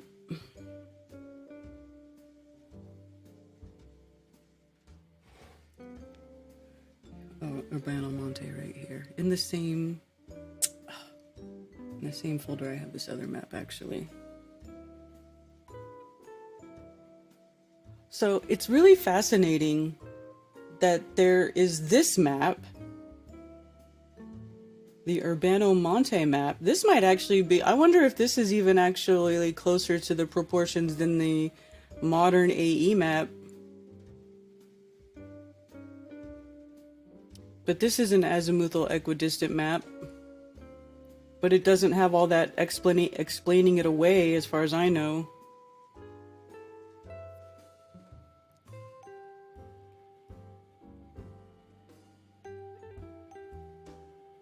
I would like to translate the rest of this map. Is this all in Italian?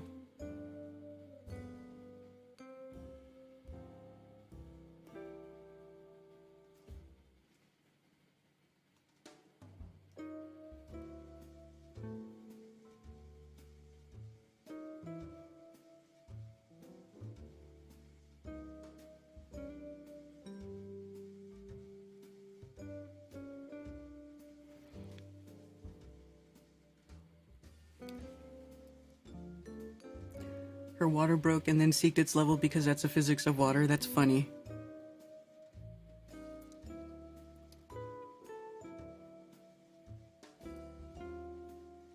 I finally got child support case closed. That's good, Billingtono.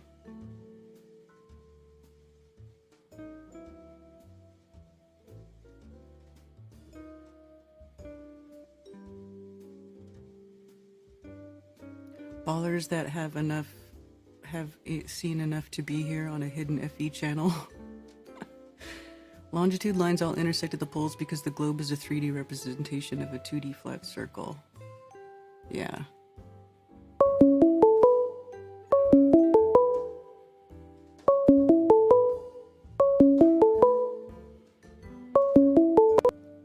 Thank you for calling Coffee Talk. You're on with Karen B. Hello, Karen. This is Chris Van Maitre. Hey, Chris. How are you doing? I'm doing real good. I'm driving from Houston to Childress. I listen to you every Monday. It makes the drive a whole lot better. Oh, awesome. What's going on? I was a few things when you're talking about the meteors. Mm-hmm. The Globies need to explain why they don't go in every direction and why we don't see them shooting up. If we're hurling and whirling through space, they should be in all directions, not just falling down or going streaking across the sky. Yeah. And then the next thing, the guy that you were just talking to, yes, I'm a pilot, and we navigate off of sectional charts, which are flat maps. Yes. And they've got waypoints. Yeah, they got waypoints on them, and you stick a scale on there, and you figure out how far it is from one the direction and distance from one waypoint to the next waypoint off of flat sectional maps, not a globe. Yes. Thank you for clarifying. And what else? I was going to talk to you about the other thing about the Tartaria and the people talking about the buildings and melting bricks. And I've had I don't know, did you listen to Quantum of Conscious, Matt?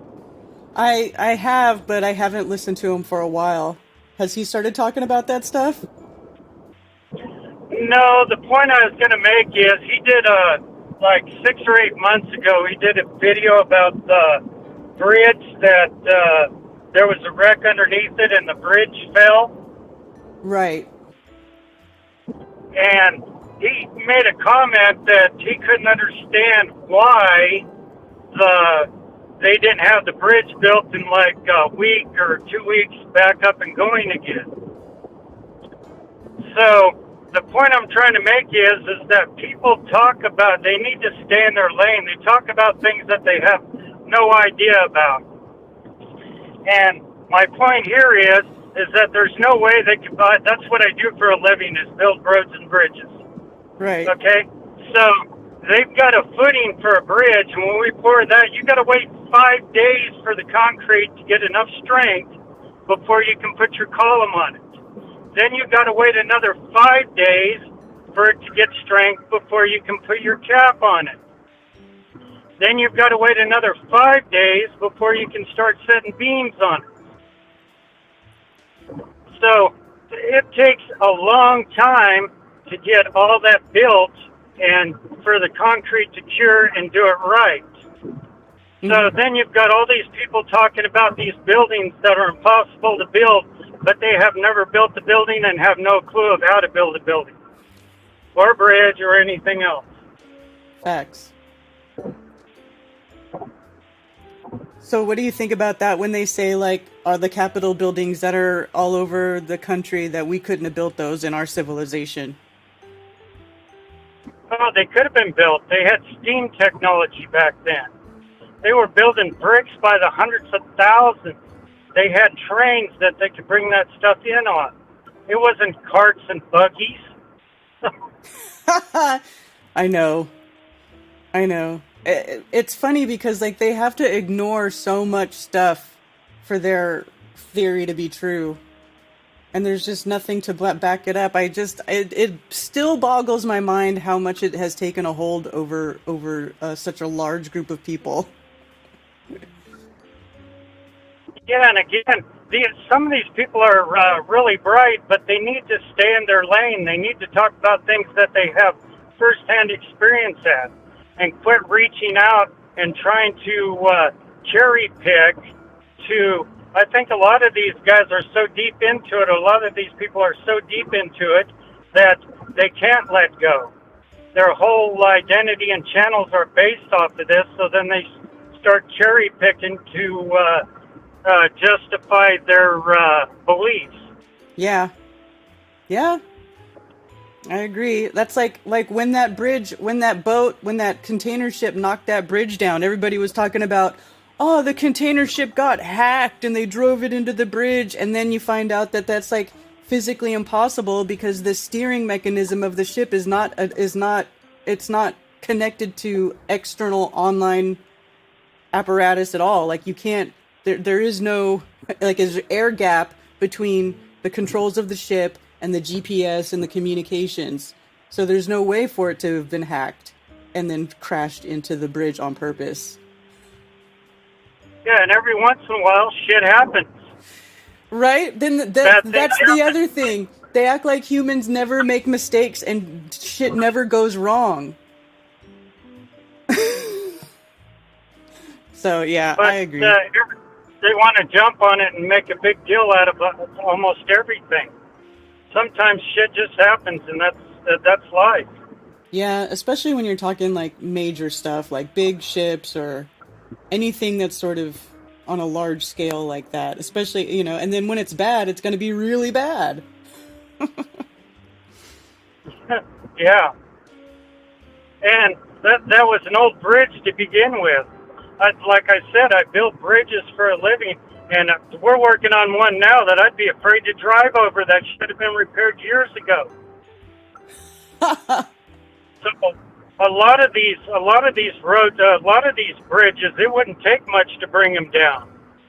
Yeah, the infrastructure of this country is getting pretty old at this point. We're aging.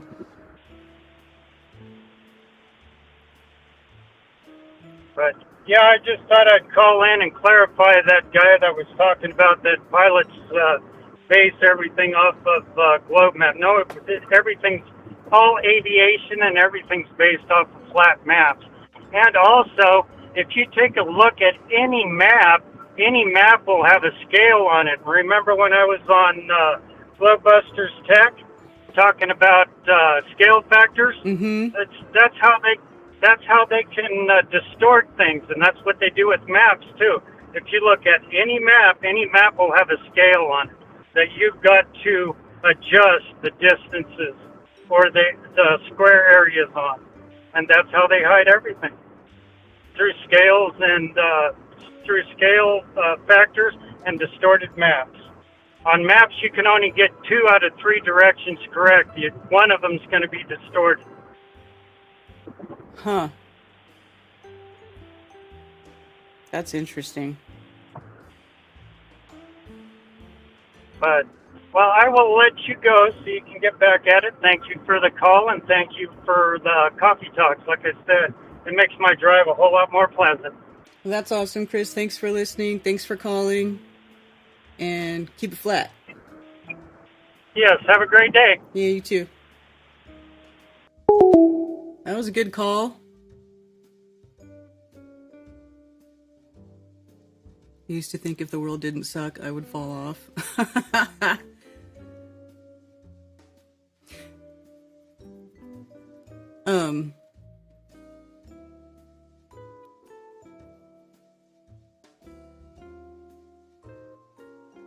Bigger south so they can hide land too. Yeah. John Levi says that shit all the time. What does John Levi say all the time? Oh, that we couldn't build stuff with our civilization? Wish Matt did live stuff. He's an interesting guy. Quantum of Conscious, that's for sure. He makes fun of it mostly. Because it's silly, man. It's just so silly.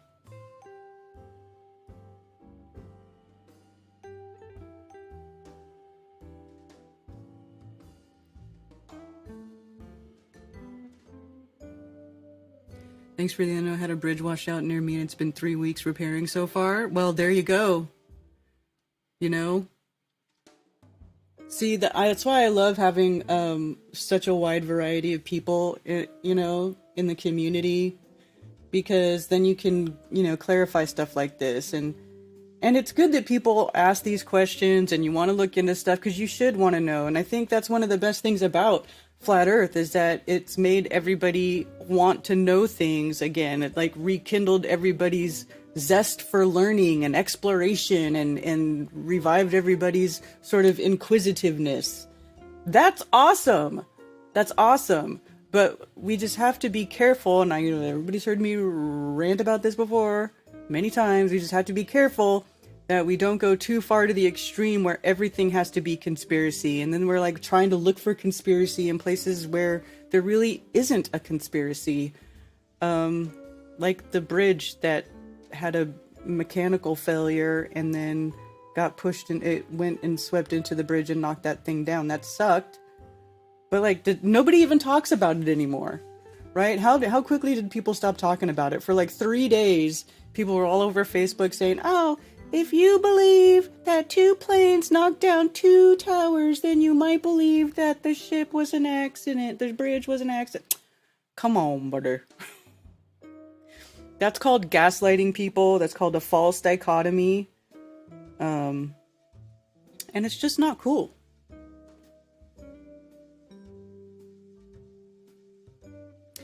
According to Google, the distance from one side of Australia to the other is 2,300 miles. On my FE map, it is over 4,000 miles. Yeah, there is some weird stuff going on with Australia.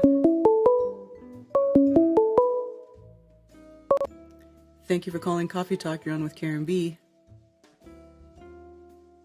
Hey, Hello? okay, it's kind of choppy. I have a bad connection, I guess.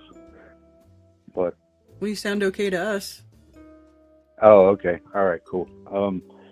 Yeah, so one of my normie friends, he's just barely starting to get into the conspiracy stuff, and he talks a lot about the stuff he's looking into is like cryptozoology and like all these horror stories about Bigfoot and these missing people in the Oh, yeah, the missing national park. 411 and all that. Yeah, Bigfoot is my jam. Yeah. I love Bigfoot.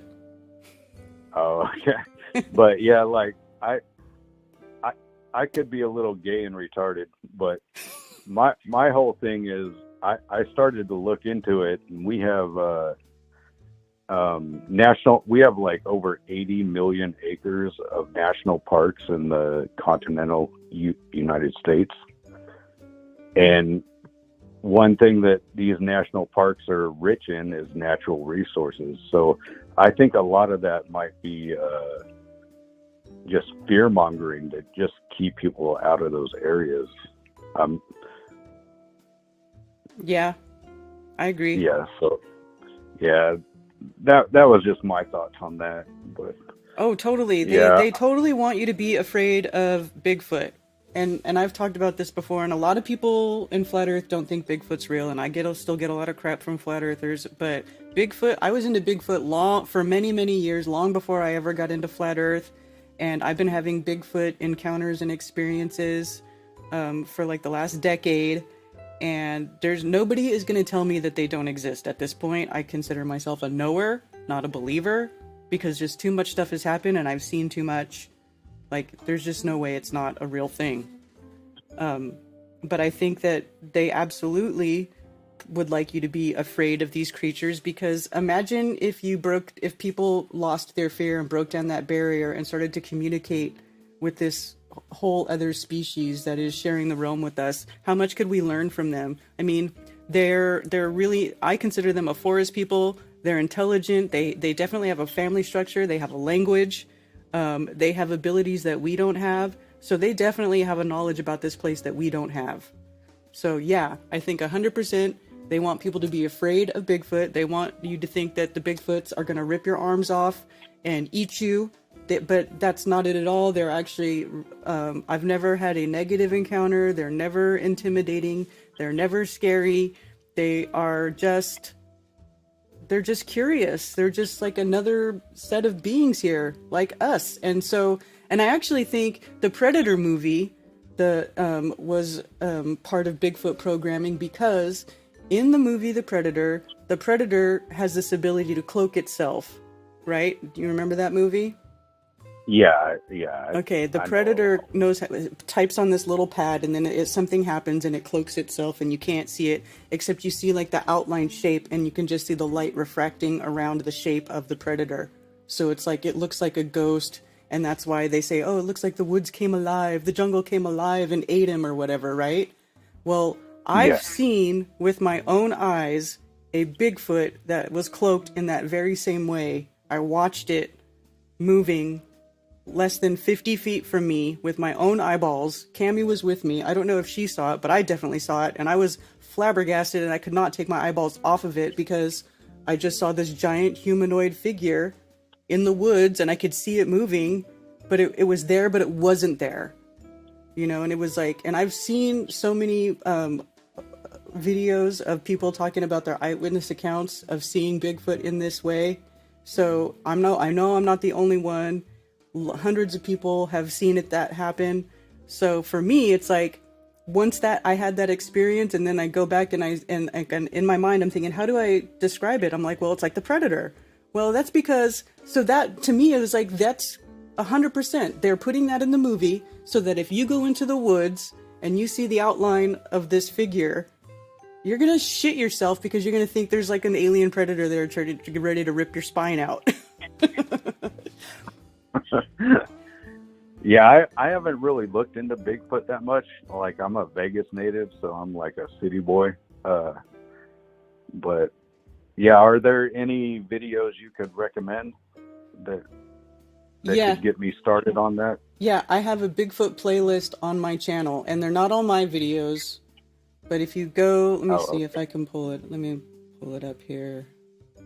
If you go to, I can put a link. But I have a short playlist, because one thing about Bigfoot, though, there's a lot of hoaxing. There's a lot of hoaxing, and there's a lot of nonsense. So most of what you'll find out there, if you just search it yourself, will just be, oh, here we go, Bigfoot. Yeah, I totally get that, because that's like a lot of the stuff you see on mainstream TV, like about Bigfoot, at least back in the 90s and early 2000s, it was all like, it just looked, it basically looked like the moon landing. It was just total nonsense. But I would like to look into some real stuff. Okay, yeah, so I'll put the link in the chat. That's the Bigfoot playlist. Or if you go to my channel and you go to playlist, it's called Bigfoot, and it's got like the Bigfoot face close up right there is the first thing you see. And so there's some other, actually CBS, which is a channel called Calling All Bullshit, which is a flat earth channel. They also made some really good videos about Bigfoot. And so those are on the list. And my stream that I did with Brian a long time ago, called The Ultimate Bigfoot Red Pill, is there, where I basically talked about all my experiences, everything that ever happened, all the stuff that happens around my house. And then there's some video in there of Bigfoot's caught on tape, the few that I consider to be legit. So there's some good stuff there to look at. All right, cool. Yeah, I didn't know where to get started on that, but yeah, I just remember they would show like video clips in the 90s and early 2000s, and it was just like, this just looks like garbage. Like what are you showing? Yeah, remember when Patty was filmed in the 60s by Patterson and Gimlin, that famous Bigfoot film? They tried so hard to make people believe that film was a hoax. But it's to date, it's the best, legitimate, clearest video of a Bigfoot ever. And, Yeah. you know, so nobody ever found a suit that, like, there were a bunch of people that said, oh, I'm the one who did that. I hoaxed him. I wore a suit, but nobody ever produced a suit. Nobody's ever been able to recreate it and prove that it was a hoax. So for me, that stands as a legit film. Okay, cool. Yeah, I'll definitely look into it. And then one last thing is salt and crystals. I was listening to an old sea shanty that was what do we do with a drunken sailor? And one of the verse lines is give them a dose of salt and water. So I apologize to all the listeners because I have a monotone voice, but give them a dose of salt and water, give them a dose of salt and water. And I looked up to the origins of the song, and it was made back in the 1800s. So even back then, they were aware that mixing salt and water was like a natural rehydration. Mm-hmm. Yes. Yeah. Yeah, it's pretty cool. Okay. Yeah, that's pretty much all I had to talk about today. Right on. All right. Thanks for taking my call. Okay, sure. Thanks for calling. All right. Bye. Bye. Been wanting to hear you talk more about this. Missing 911 does the portals and the inhumanoids. I haven't really looked too much into the missing the missing 411 or missing 911. A quote from that song hangs at my tiki bar. You got a Dogman video?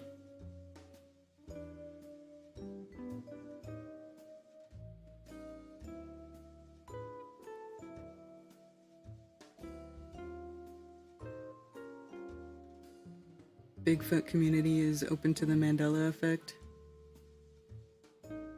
Yeah, and the body proportions, because that is such a perfect, clear video of do I have pattern? Here we go. Here. It's such a perfect, clear video, right? And this is the one that shows you how they walk. And this is basically how, whenever I see a Bigfoot video that comes up that people want to say is legit, I go back to this because the proportions of this creature, it's impossible for a human to mimic the proportions of this creature, because the leg and the arm swing and the shin lift of the walk, it's just not a human, and it can't ever be a human.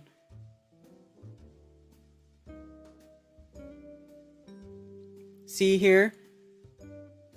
This is them pointing out the shin lift. So when a Bigfoot walks, the leg, the shin, at one point goes parallel to the ground. Now, if you watch a human walk, your legs never do that. Your legs don't do that. Humans do not walk like this, and a human would look funny walking like this. This is why I love this video. This is an analyzation video of the Patterson-Gimlin. But you see that? The leg, that shin lift, goes up almost parallel to the ground, and that's how you know it's not a human. It can't be a human. So whenever I see these videos, the telltale sign is the walk. So if you can't see him walking, sometimes it's hard to tell if it's legit or not.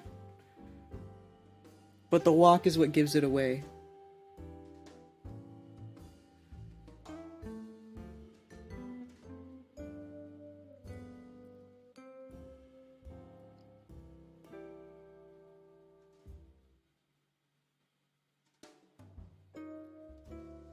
Singeman says Bigfoot, but not Tartaria mudflood. Cool. Yeah.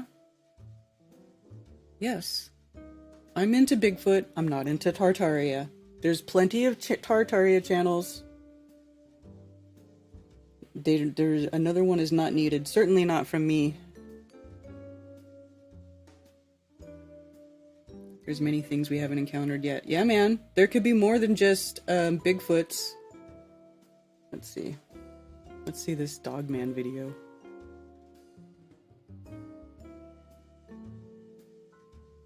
This is old.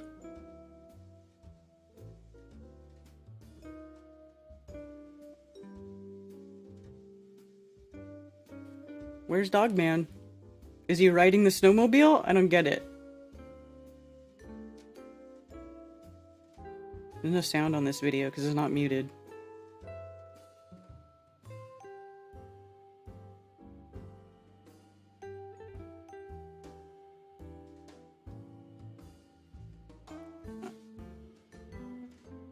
Is it wait for it or what?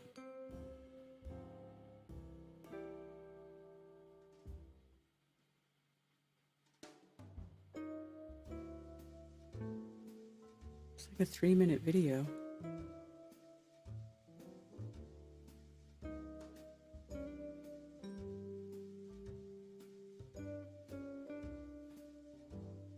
Wait for it. Okay.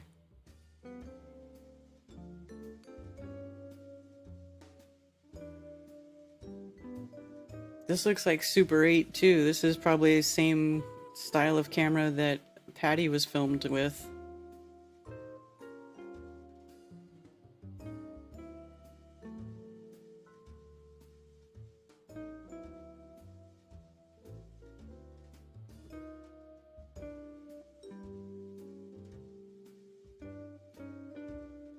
Where is it?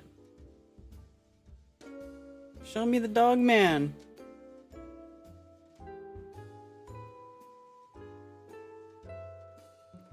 Okay, that's a regular dog.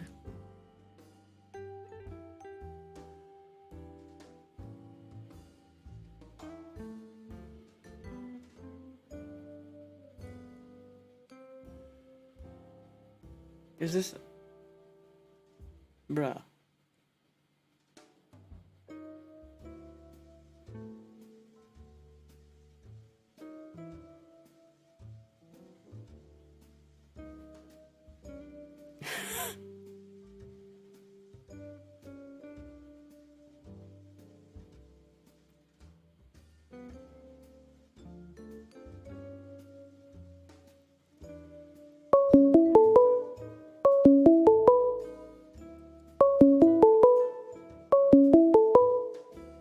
Hold on.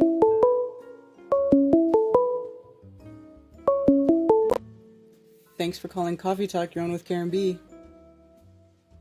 Hey, Karen, how you doing? Good, how are It's you? a dog. It's a dog, man. Get it? Yeah, I'm like, the video's almost over. Where is it? It's a joke. It's a dog, man. Get it? The dog. No, I don't. How is that funny? Like you said, it's a dog, man. Oh. Not a dog, man. Oh, okay. Did I say that? Yeah. I don't even remember saying it, what I said. No, not you, but I'm saying that's what they meant. Is this it? What the fuck is that? That looks like a bear.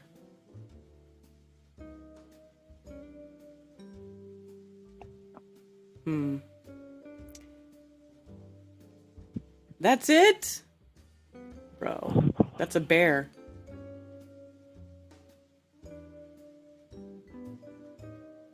I think that's a bear. It is a bear. That's something. Grizzly. Well, from what I know, Dogman's supposed to be like, he walks on 2 feet. But I don't know. That's why it's Dogman. That to me looks like a bear. It's so fuzzy. It's like Blob Squatch, but Blob Dogman.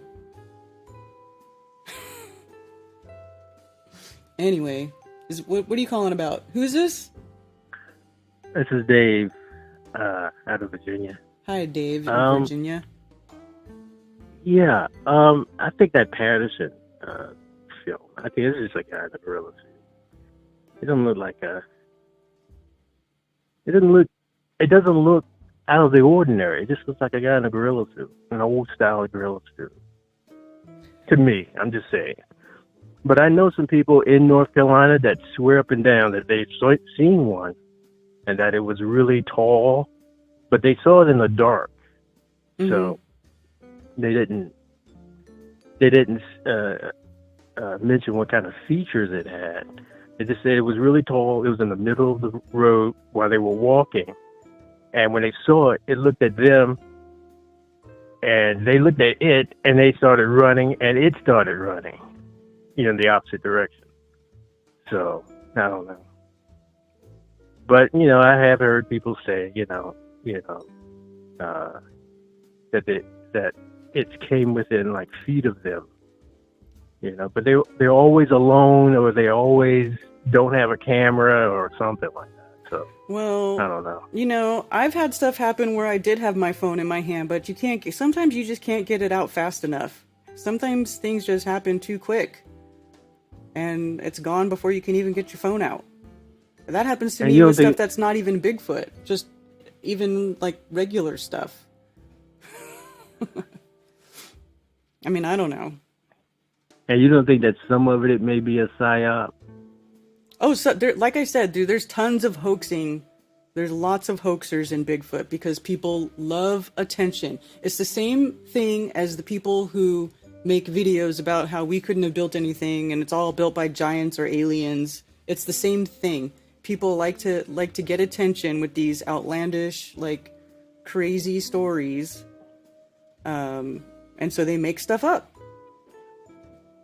The problem is though, is like, this is a real phenomenon. And so people want to be like, oh, look, cause once this film was made, they were like, we need a body. We need more video. We need more this. So, right. So people tried to, produce that stuff so they could get attention or get fame or whatever. Yeah. Let me ask you this question. I don't know if you went over it or talked about it recently, but I know Jaron was saying something about about the Antarctic and the sun being out 24 hours a day. Mm-hmm. What's your take on that? I mean, what I think he's saying is that if it's a 24-hour sun, that then the flat Earth model is not a reliable model or something like that. What's your take on it? Did you talk about that before? Oh yeah, I've talked about it. My opinion is that the sky does not dictate the shape of the Earth. This is a thing that flat earthers have been droning on about for many, many years. Where everybody's like, oh, but the sun goes around, and the moon goes around, and the stars go around. It has to be a ball. That's the only reason we would ever see any of that stuff, right? But now we know that that's not necessarily true, So for me, it's no different than just letting the lights in the sky, going back to letting the lights in the sky dictate the shape of the Earth. I think that the light does weird things. And there's things that we don't understand about how light works, especially in the way, way, way upper atmosphere. We don't know what kind of things are going on up there. And none of us really have the ability to get up there and like independently verify. But I do know that light does weird things. And you can do all sorts of optical tricks to make light look like it's doing something that doesn't make sense. So there's, magnetics, mirroring, who knows? So for me, it's like, I'm interested in what they see because I would like to see what sort of independent video can be taken there. Would I be surprised if they saw what appeared to be the disk of the sun going south, like around, like almost as if it is going around a pole? No.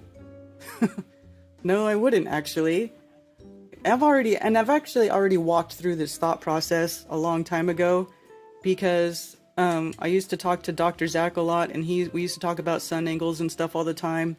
And when you're looking into that stuff, it can start to look like, well, maybe the Earth is a ball. And I remember asking him, does this mean, because we were looking at certain anomalies with eclipses and blah, blah, blah. And I was like, does this mean Earth's a ball? He's like, oh, no. The sky can do whatever it wants. The Earth is flat.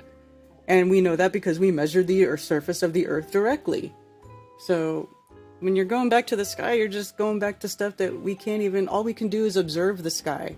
We can't say why it does what it does or what the mechanics are behind it that's driving it. Like, that's all still sort of unknown stuff. So for me, I don't care what they see there. The Earth is still flat. But I'm Now, interested to see what they see. right. Now, do you believe in a hollow Earth? Possibly. It could be. Do you think there may be a sun inside the Earth too? A dual sun system? I mean, there could be. I don't know what's down there. You know, a lot of ancient civilizations talk about a black sun. The black sun could just be 0 point. It could be counter space, the center of the master magnetic field of our system. I don't know. Yeah. All right. Well, thanks for answering my question. Good talking to you. Yeah, you're welcome. Thanks for calling. Have a good one. All right, bye. Magnetic fields, temperature, fluids all have known optical effects. Circling and mirroring are just two of them. Yeah. You can get a good look at a bone by sticking your head up a bull's ass. What? What are you talking about?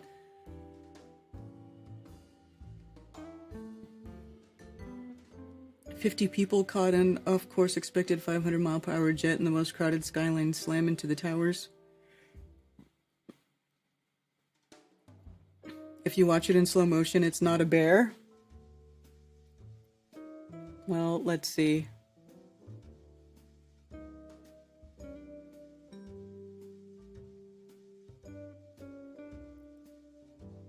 I'll slow it down. Playback speed 0.25. But of course I'm going to go all the way to the end here. Take a look.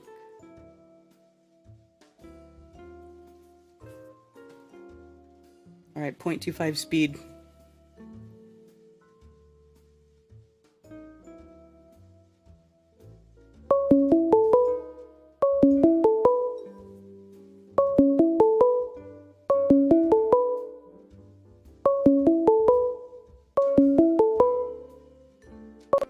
Thank you for calling Coffee Talk. You're on with Karen B. How about now? Is that better? Yes, much better. Yeah. Sorry I don't know what that was. I turned the air conditioner off before I called. But anyway, I had two things I could talk about. Either one of them. The Book of Enoch, and well, that was the original thing I had. And this last conversation, the guy had mentioned about the hollow Earth. I had an idea of where the inspiration from that came. I think it's wrong because it's a globe theory, but I have an opinion about where that view came from, to the extent there's any truth in it. But I did want to say one thing real quick. Have you familiar with the movie The Dark Crystal? Yes. Yeah. Well, just your not all of your appearance, but mainly like your hair, but also your how do you say, your knowledge and understanding of astronomy. It reminded me of a specific Muppet in that movie. And I'm not talking about the face and body and what have you, obviously, but... I know which character you're talking about, Dennis. It's hilarious. Yes, okay, got it. And she lives in an observatory also, so that's what... earlier in the broadcast, I mean, I'm not looking at it now because I'm just using the phone to call in, but at one point you leaned back and you were commenting on some caller's comments, and with your hair, it reminded me of Augra. So anyway, then how do you say that? I'm like Biden right now. I know what I want to say. I'm just looking for the words. The shorter thing about the hollow Earth. It's actually connected with some of this. How do you say cryptozoology, which you've been. Bigfoot and other similar subjects, or dog-headed man. Mm-hmm. I think a traditional word for those is cynocephalitic people, like dog-headed. that there's literature on that, and there was some controversies. I'm talking about medieval controversies over whether races of dog-headed men exist, and you can find artwork like ancient Byzantine icons that depict dog-headed people, like there's some of a Saint Christopher from around the 3rd century AD in the time of the Roman Emperor Decius, approximately 251 AD. Anyway, what their connection is that there's with the Hollow Earth and all, like H.G. Wells wrote this book when it's been made into a movie several times called The Time Machine. And although it does have a time machine, which is something fictional I do not believe in, well into the book, it gets into this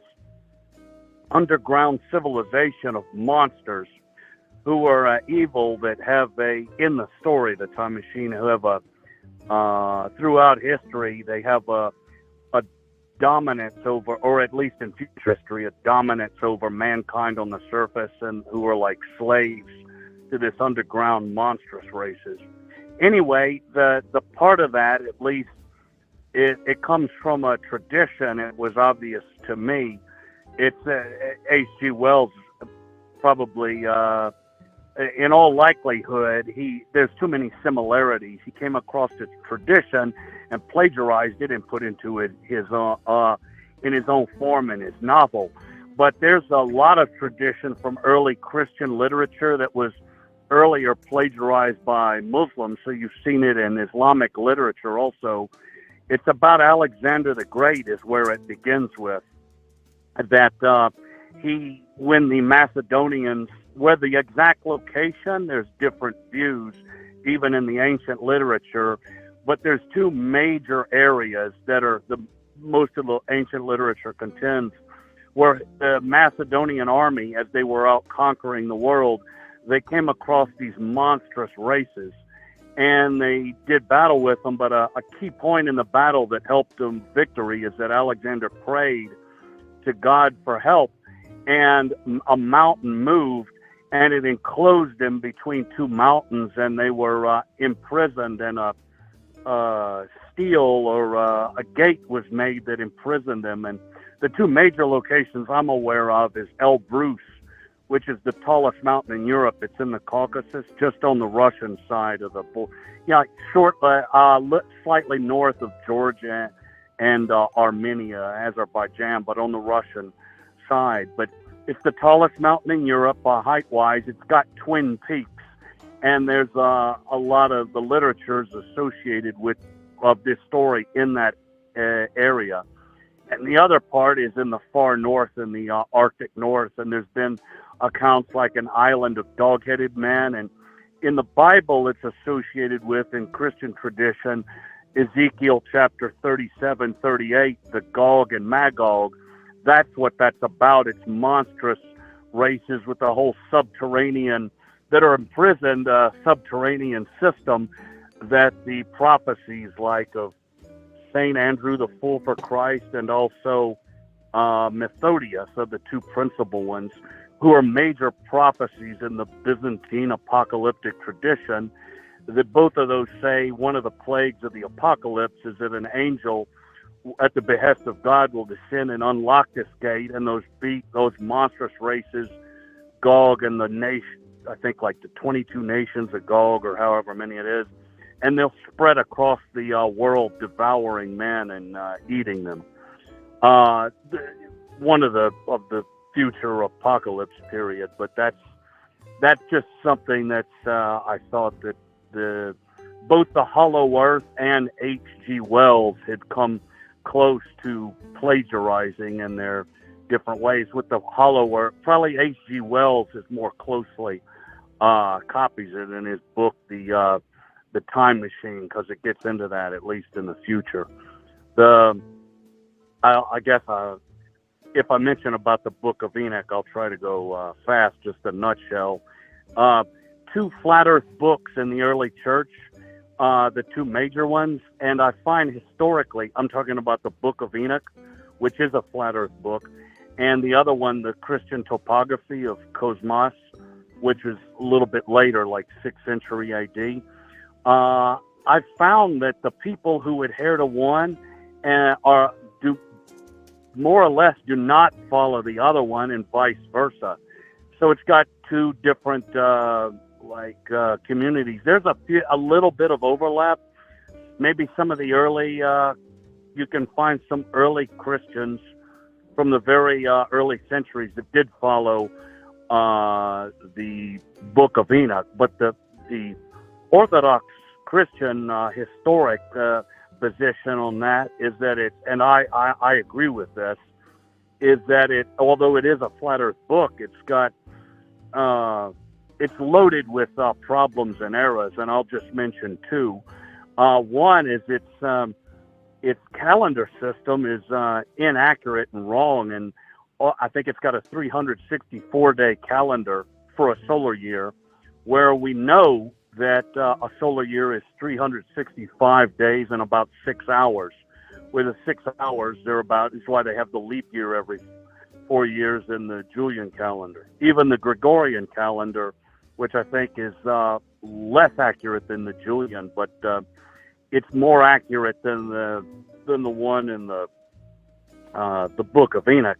R.H. Charles, who's the principal the most common used English translation, his 1917 edition of it with notes, he pointed out that the calendar and it's wrong, and possible is it because of the Arthur's astronomical stupidity is a possibility, though he didn't know where.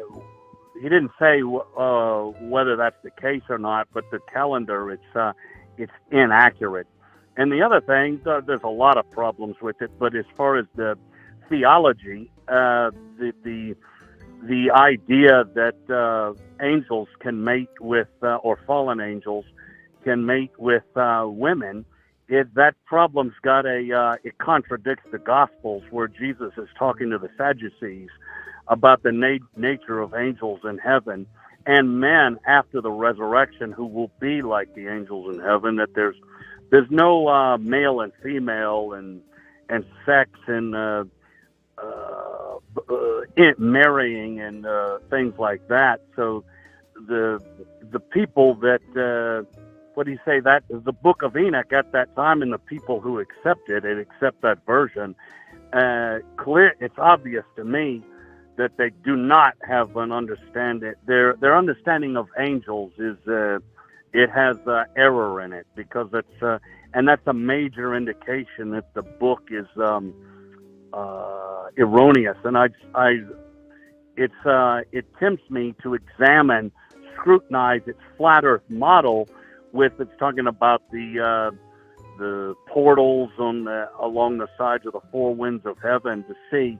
It's worthy of scrutiny before just swallowing it uncritically to see whether that's accepted, because whether that's correct or true rather than uncritically. Because I know Cosmos, his flat Earth book, the Christian Topography, he gives credit to books, that astronomical books by spiritists or pagans, and not the part like Claudius Ptolemy, who he says who's Almagest. He says in the Christian Topography, it's astronomically accurate, and it's acknowledged even in modern times. It predicts eclipses many centuries in advance. And the book, I've got the Almagest in English. The part where he says that the Earth is a globe is only a small part of it, a very short chapter. 95% or more of the book is about the epicycles and how to predict how calculate the movement of the stars and eclipses and stuff like that. And he's dead on correct at all that, all the math. But the fact, what I'm getting at about Claudius Ptolemy, the fact that he's a globe earther was irrelevant. He was not heliocentric, though. He was a spherical geocentrist.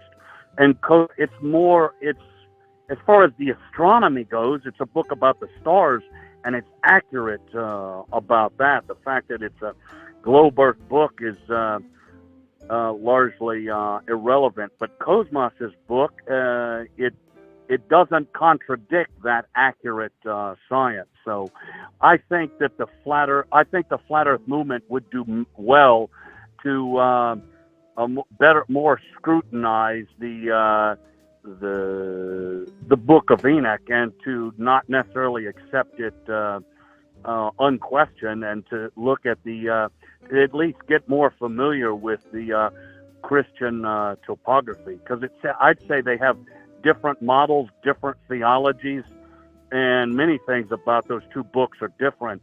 And I'd say one of them's right and the other's wrong. Anyway, that's all I got. All right, Dennis. Well, thank you for calling. Appreciate it.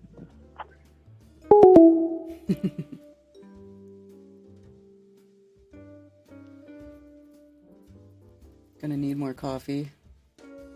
I'm almost done with mine.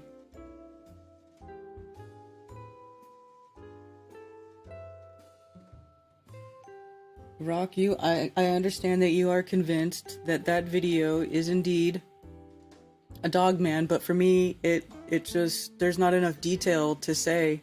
To me, it's so low quality. Let me see.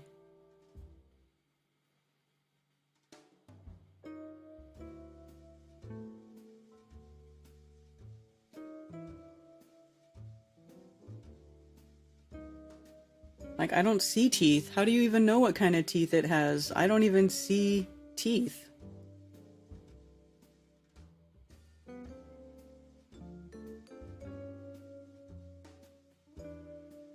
Three, 2, 4 is a blank. It's blank.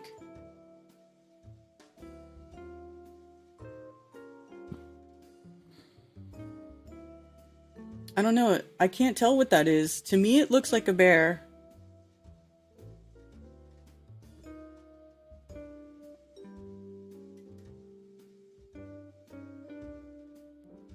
I mean, to me, I feel like I see like a round bear ear right here.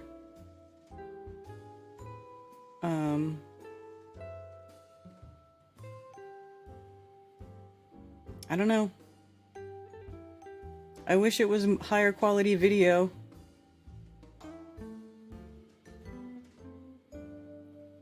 James Webb isn't a scope, it's an artificial sun simulator. Oh, Jesus. The shield will block the real sun while it dips beneath the horizon, presenting the illusion of the 24-hour sun. Are you watching the Banjo guy? There's no sun simulator. I'm sorry. I don't believe there's a sun simulator. The sun has an apparent location. Just because by that alone, you should know that because there's an apparent location, that you could never put a sun simulator in the sky and fool people with it, because the physical object would have a definite location. It's not the same. So, and also you would see it with a solar filter. So when I put my solar filter on my camera and I look at the sun, I see the disk of the sun. If it was a simulator, I would put my solar filter on my camera and I would look at the sun and I would see the shape of the simulator lights. I have never ever seen that. I have never ever seen anybody who believes that there is a sun simulator take a camera with a solar filter on it and go and actually film this sun simulator in action in the sky. So, and if anybody's got something like that, let's look at it right now, man. Let's look. But for me, yeah, there's no simulator, and we don't need to make excuses. See, here's the other thing, you guys. The Earth measures flat. I don't care what they see in Antarctica. We don't need to make excuses as to why they, like, if they go down there and they take video, or out there, and they take video and they see the sun going around in a circle, so what? It doesn't mean that the Earth is flat. Like, you guys have to, we don't need to make excuses, okay? Everything is a learning opportunity. I mean, I've already, done a bunch of measurements and tests and stuff, and I've seen too much, and I've experienced too much in real life. I know that the Earth is not a ball. I don't know what the hell this place is. I don't know what it looks like from the outside. I don't know what the mechanics are behind it that make it work or keep it going or keep the planets in the sky. I can guess. I can, have an idea. Like we talk about the idea of the stuff like magnetics and electrostatics, and it could be sound, it could be sonic levitation, it could be magnetic levitation, it could be both, it could be a whole bunch of different things, right?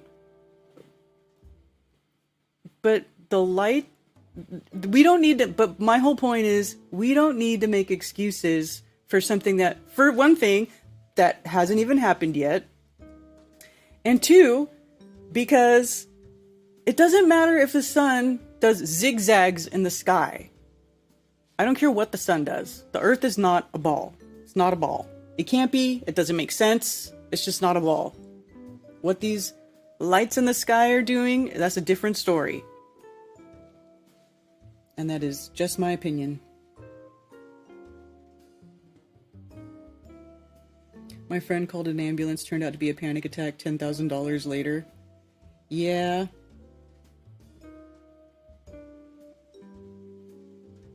Most dogmen are upright. Move like a bear. It's got a tail. I was wondering if it could be like a panther maybe, but I don't know. I don't get dogman vibes from it. I'm sorry. Maybe I'm wrong.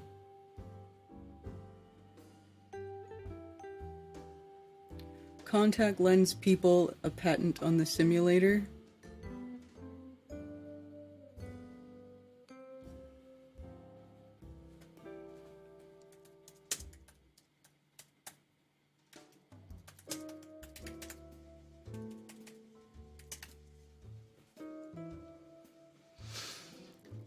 Solar simulator.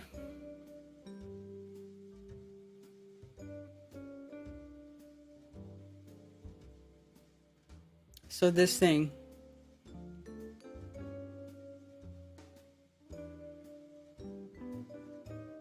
What's it for?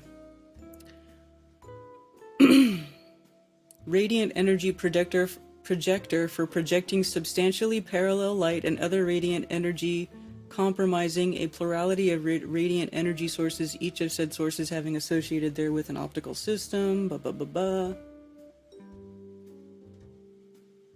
In order to approximate the actual effect of the sun upon a space vehicle, a solar simulator must conform to the specifications of sunlight reaching such a vehicle in outer space for a number of ways. See, they just use it for testing. And this one is to test materials for how they behave in space, even though we're not in space. So, let's see. Is this the same?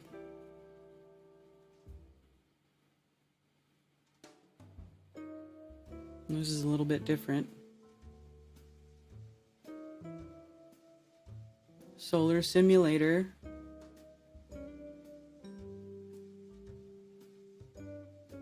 This is an old one.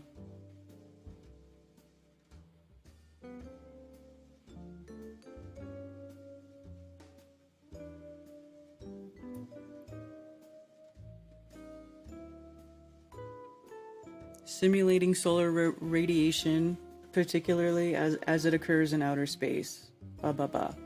Yeah, they use these to test materials and their exposure to sun, how they react as an exposure to the sun.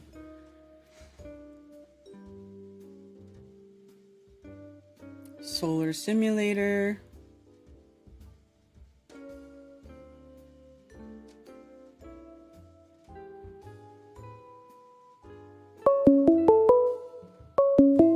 High intensity discharge lamp. They're not putting a simulator in the sky. Thank you for calling Coffee Talk. You're on with Karen B. Karen, it's Rock. Hi, Rock. Yeah. So, if you play minute 3:23, it's slow motion, and pause it every once in a while, you'll see the mouth, the eyes, it's like a close-up shot, like the guy is getting attacked. And this video was found in a trunk. And so I don't know what happened to the guy. Maybe he got killed or something. But when you watch it, it's like it kind of does look like a panther, but it looks like a man running on fours, like how a man would run on fours. But if you look at the eyes between 3:23 and 3:24, and you kind of pause it once in a while, the eyes are not bear eyes, and the teeth are not bear teeth. And that's all I wanted to say. I mean, well, I couldn't make out any teeth or eyes. Yeah, you have to pause it. Like it's like 1 or 2, 3 frames. So you have to go slow motion, and you have to continually pause it during minute 3:23 and 3:24. Otherwise, it's going to go so fast you won't even see it. But you can definitely see it if you pause it on the right frame. You have to get the right frame. It's going so fast. Is this the frame you're talking about? Because this doesn't look. This could be anything. Okay, I'm not. Simulator. Hold on, I'm not watching the screen. And that, to me, could be bear teeth. It's blurry. You have to get. Okay, that looks like. I didn't do that. Your call dropped. Your call dropped. But, okay, so that's the best thing I could get, but then what happens?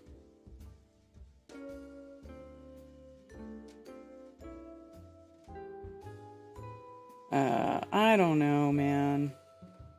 I mean, it's weird, but I don't know.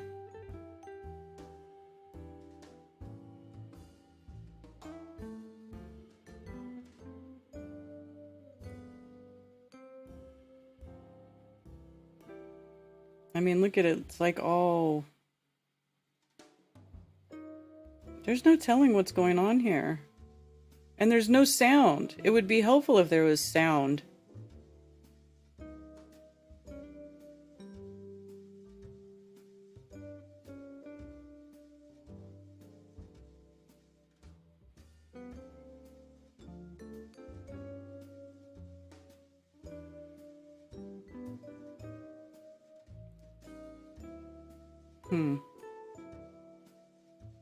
I mean, I don't know. To me, it could still be a bear, a panther. It's not...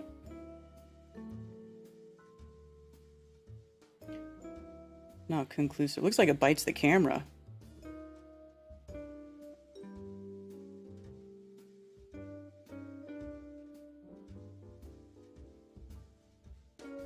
I don't know.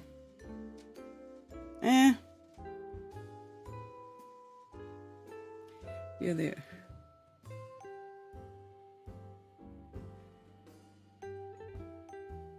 They literally showed the 4 horsemen of the apocalypse. What are you guys talking about?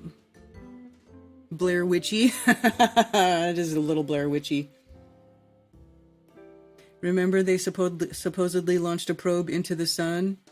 No. I don't believe they launched probes into the... I mean, that's space talk. Are we supposed to believe them and their sun probes and their butt probes or whatever? There's no such thing as outer space. They made it all up. Your space is fake.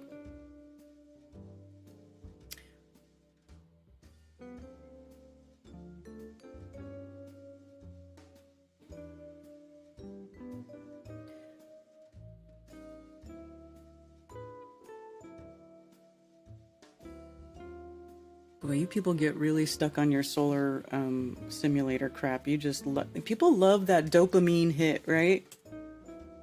I'm gonna look at your patent.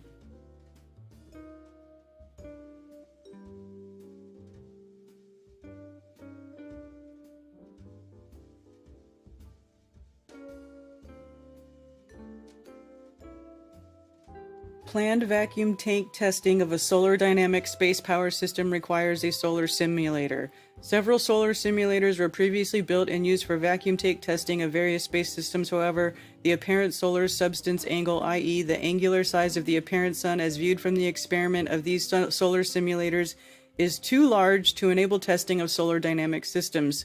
A new design was developed to satisfy the requirements of the solar dynamic testing. So they're trying to make it more to scale, I guess. The solar simulator must illuminate the concentrator so that it can focus the light to the receiver aperture to power the SD system. To properly test the SD system, the simulator must be capable of providing at least as much power as will be provided by the sun in low Earth orbit.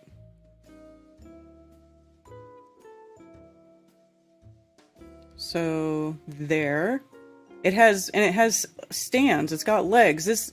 None of these patents even ever involve like any sort of attaching this to any sort of flight apparatus. And I would like for you guys to explain to me how something this small can replace the entire sun. And I know people like to say, oh, scale, but then it also has to put out as much power as the sun. And this is obviously just for specialized controlled testing in a vacuum. So, scaled optical testing.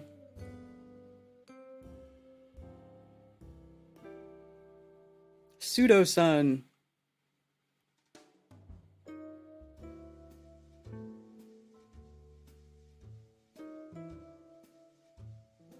So, there you go.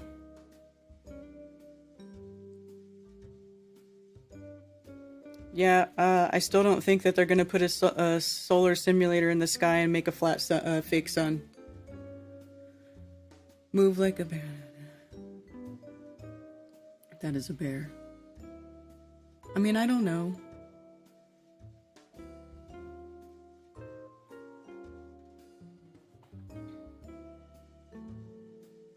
Why would that group of amateurs see and film a 24-hour Antarctic sun when in 2024 we still only have fake videos of the 24-hour... I agree. Like, I don't know what they're going to see, but I can't make any predictions. You know, like I can guess, but I don't know what they'll see down there, over there, out there. You know? I mean, that's the outer edges of the realm. I don't even know that, you know, we're supposed to be there, but there we are.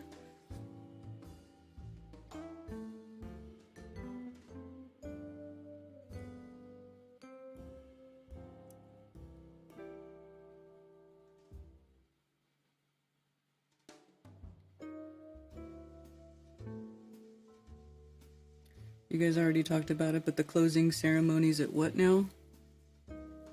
Was worse than the opening ceremony? No, I haven't talked about it. I didn't even look.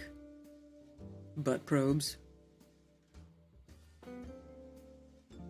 The blue ice/sky ice scientists have been studying in Antarctica as the firmament, which I believe is frozen oxygen and self-healing. Well, that would be a belief. But maybe. Don't know.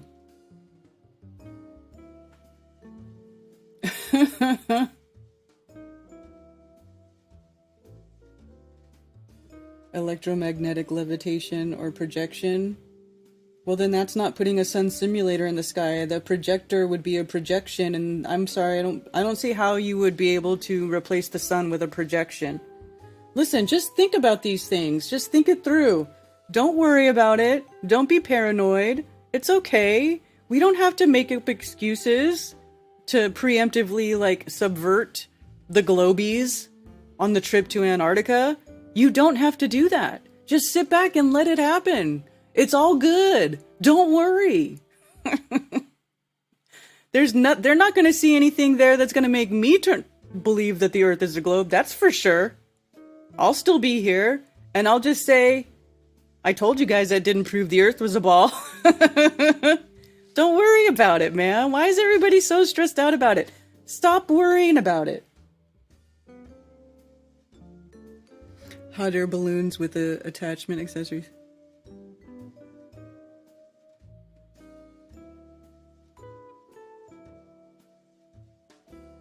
hanging from a balloon. I don't think. How would you?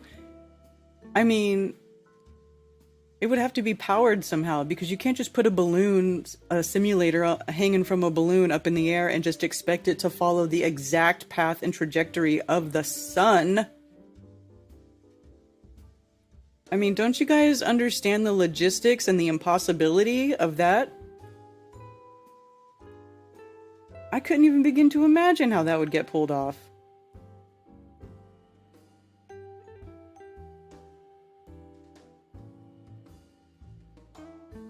When did 24-hour sun in Antarctica become a thing anyways? Because of this stupid Duffy guy. Well, I guess I shouldn't say that. Because of the Will Duffy, not stupid, although he is a little goofy. The Will Duffy guy who decided to make this thing, the final experiment. Where is it? This, right? Oh, somebody tipped me. Thank you for the tip, whoever sent the tip. So it started because of this guy. The Will Duffy guy wanted to set this thing up, this trip where flat earthers and globe earthers in a cohesive effort go to Antarctica to try to fill the 24-hour sun.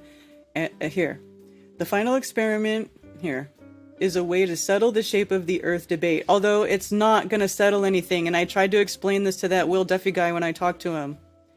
Both the flat Earth side and the globe Earth side agree that whether or not there is a 24-hour sun in Antarctica will confirm if we live on a flat plane or a globe. But see, I don't agree to this, and I've already gone over this. I don't agree to that. The 24-hour sun does not mean that it would not mean that the Earth is a globe. It would mean we don't understand shit about what happens in the sky. It says a 24-hour sun cannot work on a flat plane in the south, and the sun cannot set on a globe during the southern summer.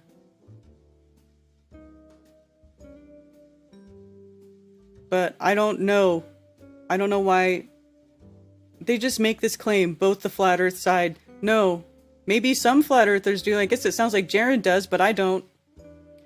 Was created by Will Duffy, who pastors a small church outside Denver, Colorado.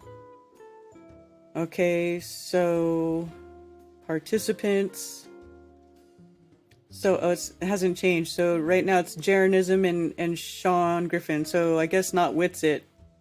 So it's Jeranism and Kingdom in Context.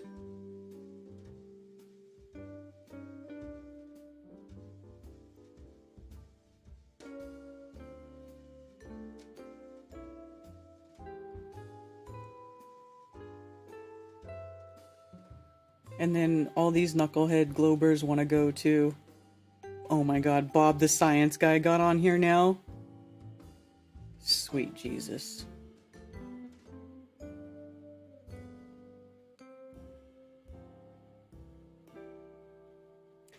Anyway, this is how it started. And we've already... And you know, it's sort of been a discussion, a topic of discussion in the past, right? Because people... When globies say that the Earth is a globe, they always use the lights in the sky. Like, that's default. And if you try to talk about the Earth measuring flat, well, then you get into all these crazy discussions about bendy light and refraction and blah, blah, blah, blah, blah. Right? But the biggest globe Earth proof is the lights in the sky. So they always go to this. So the 24-hour sun being filmed independently by this group in Antarctica, for them, is proof that the Earth is a globe. Because the other, as we know in the past Antarctic 24-hour sun footage has all been broken down and examined, and we've figured out that they were editing it and that it wasn't a complete video. So,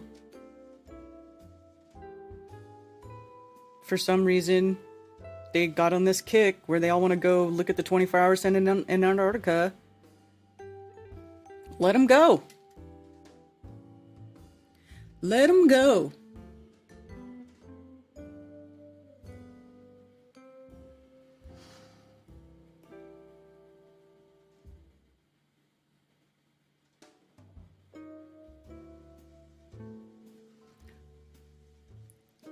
More interesting than the 24-hour sun is the possibility of Earth moving up. Oh, Jesus. No, that is not interesting. That is ridiculous, and it cannot ever be proven. But you guys have fun with that.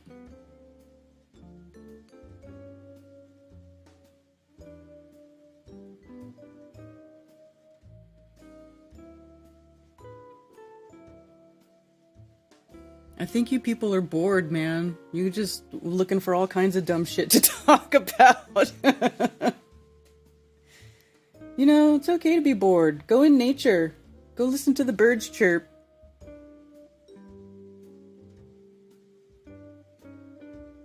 There's nothing but problems with Rising Earth, and I fail to understand their evidence, but maybe that's just because I'm too dumb. No, it can't be proven either way. I am so done, I know. It can't be proven. So it's like a perpetual straw man that they can just come in here forever into our chats and go, Earth is provably moving up. Look at the bubbles in the water when it falls. Seriously, it's like a perpetual troll. It's like Concave Earth 2.0. 1, 2, 3, 4. Oh, that's my cue. I'm staying on later than I really wanted to. I'm outside waiting for my kid's bus. Oh, that's cool. Can't ever be proven. How would you even know that? Because nobody can get outside the Earth to prove it. You guys can never get outside of it and observe the Earth moving up and saying that is what causing the downward vector. You're just never going to prove it. It doesn't make sense. You guys can throw little water bottles off of the balcony as much as you want and say, look at the bubbles. Whatever. If you want to believe Earth is moving up, go have fun with that shit.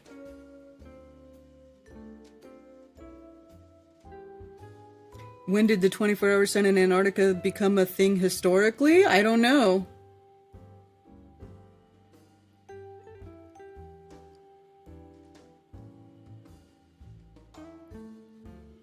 That's a good question. I don't know. Like, when did they first postulate the...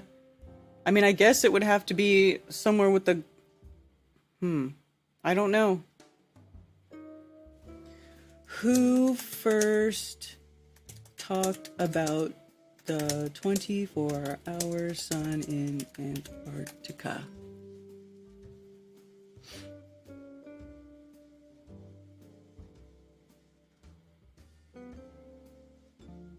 Mark Sargent. Oh my god. I'm getting troll videos.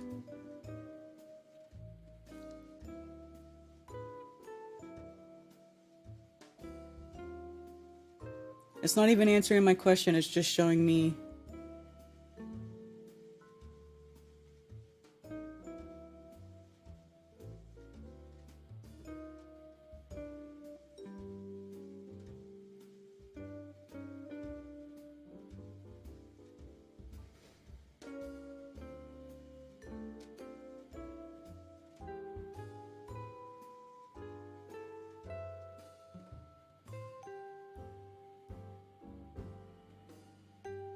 I don't know.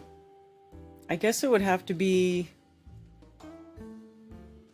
in the times of like Ptolemy, maybe? I don't know. This is a good question. I don't know who first historically. Let's see.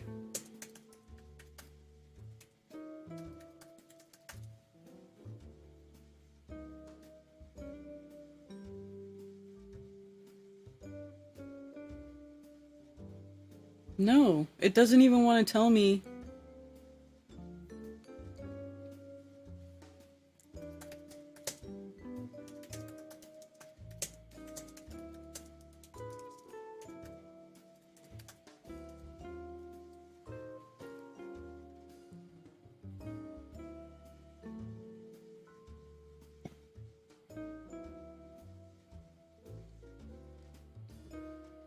Doesn't want to tell me. Or I'm not typing in the right term to bring up the answer.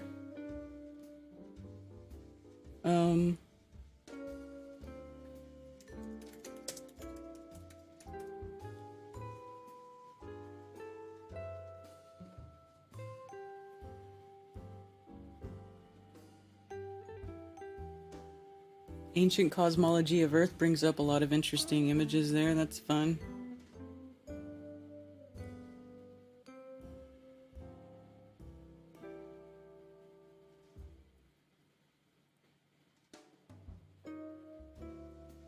There you go, cosmic egg.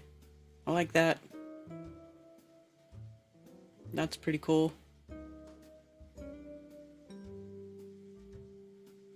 Sumerian universe.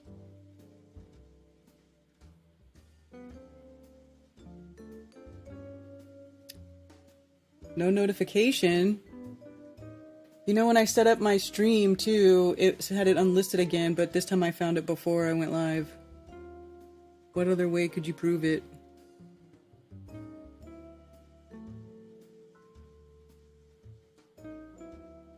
Well, I believe Flat Earth could be proven because I proved it to myself. I just don't know, how would you ever be able to prove that us, the entire Earth, the entire known universe, the stars, the sun, the moon, the clouds, the meteors, everything, all together is moving up constantly at the same speed through infinite space? How would you ever prove that? You would have to go outside of the system and observe it.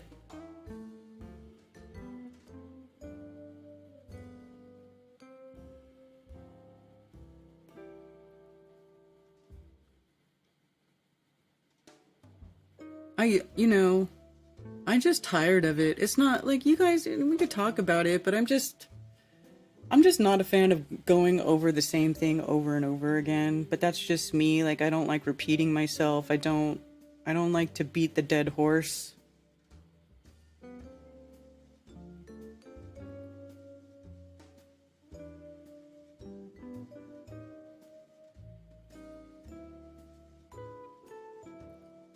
But everything says that the Earth is stationary and not moving, so you guys need to reconcile that with all ancient texts then.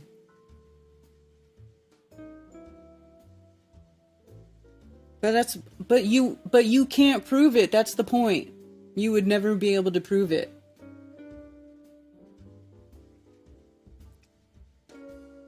What if? What if? What if that? What if this? What if that? What if we're on a giant spaceship? What if the... Maybe. I mean, I don't know. That's the whole thing. Nobody's getting outside of this system to say what it is. I don't know what this place is or what it looks like from the outside, but all I know is that all physics, everything we do inside of this realm, it assumes a level, stationary, non-rotating Earth. That's it. We don't take into account any sort of Earth movement. We don't take into account any sort of curvature. So for me, it's just not moving. I mean, for all intents and purposes, the Earth isn't moving, and you would literally have to get outside of the system and observe it for that to be proven otherwise. But you guys are welcome to believe whatever you want to believe. Clearly Canadian. No, it's not, Earthship Bear. The non-motion, the level stationary is what is demonstrable practical reality, is that the Earth is not moving and it is not spinning. Doomed, I tell you, doomed. What if the world is a bubble and it is water outside the firmament and we are rising to an eventual surface where we meet our imminent doom? Oh, that's funny.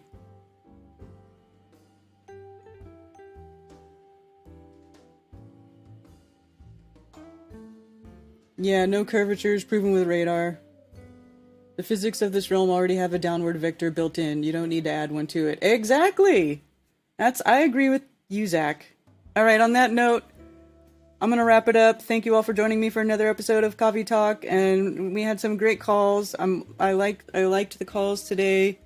Interesting little chat we had today, and it's always a pleasure. And I hope you all have a wonderful week, and stay flat. That's right. And for those who wish to send me stuff through snail mail, you can send it to P.O. Box 10, Earl, North Carolina, 28038. There are also links below for Flat Earth merch, and you can send me donations. And I do appreciate all the support. Sincerely, thank you very much. Also, please go to flatearthfestivals.com for all information about upcoming Flatoberfest and flat earth friendly local meetups. If you are organizing a local flat earth meetup, email me at flatearthfestivals@protonmail.com with your meetup information to have it listed on the website for free. For everything else, you can email me at karenbfe@proton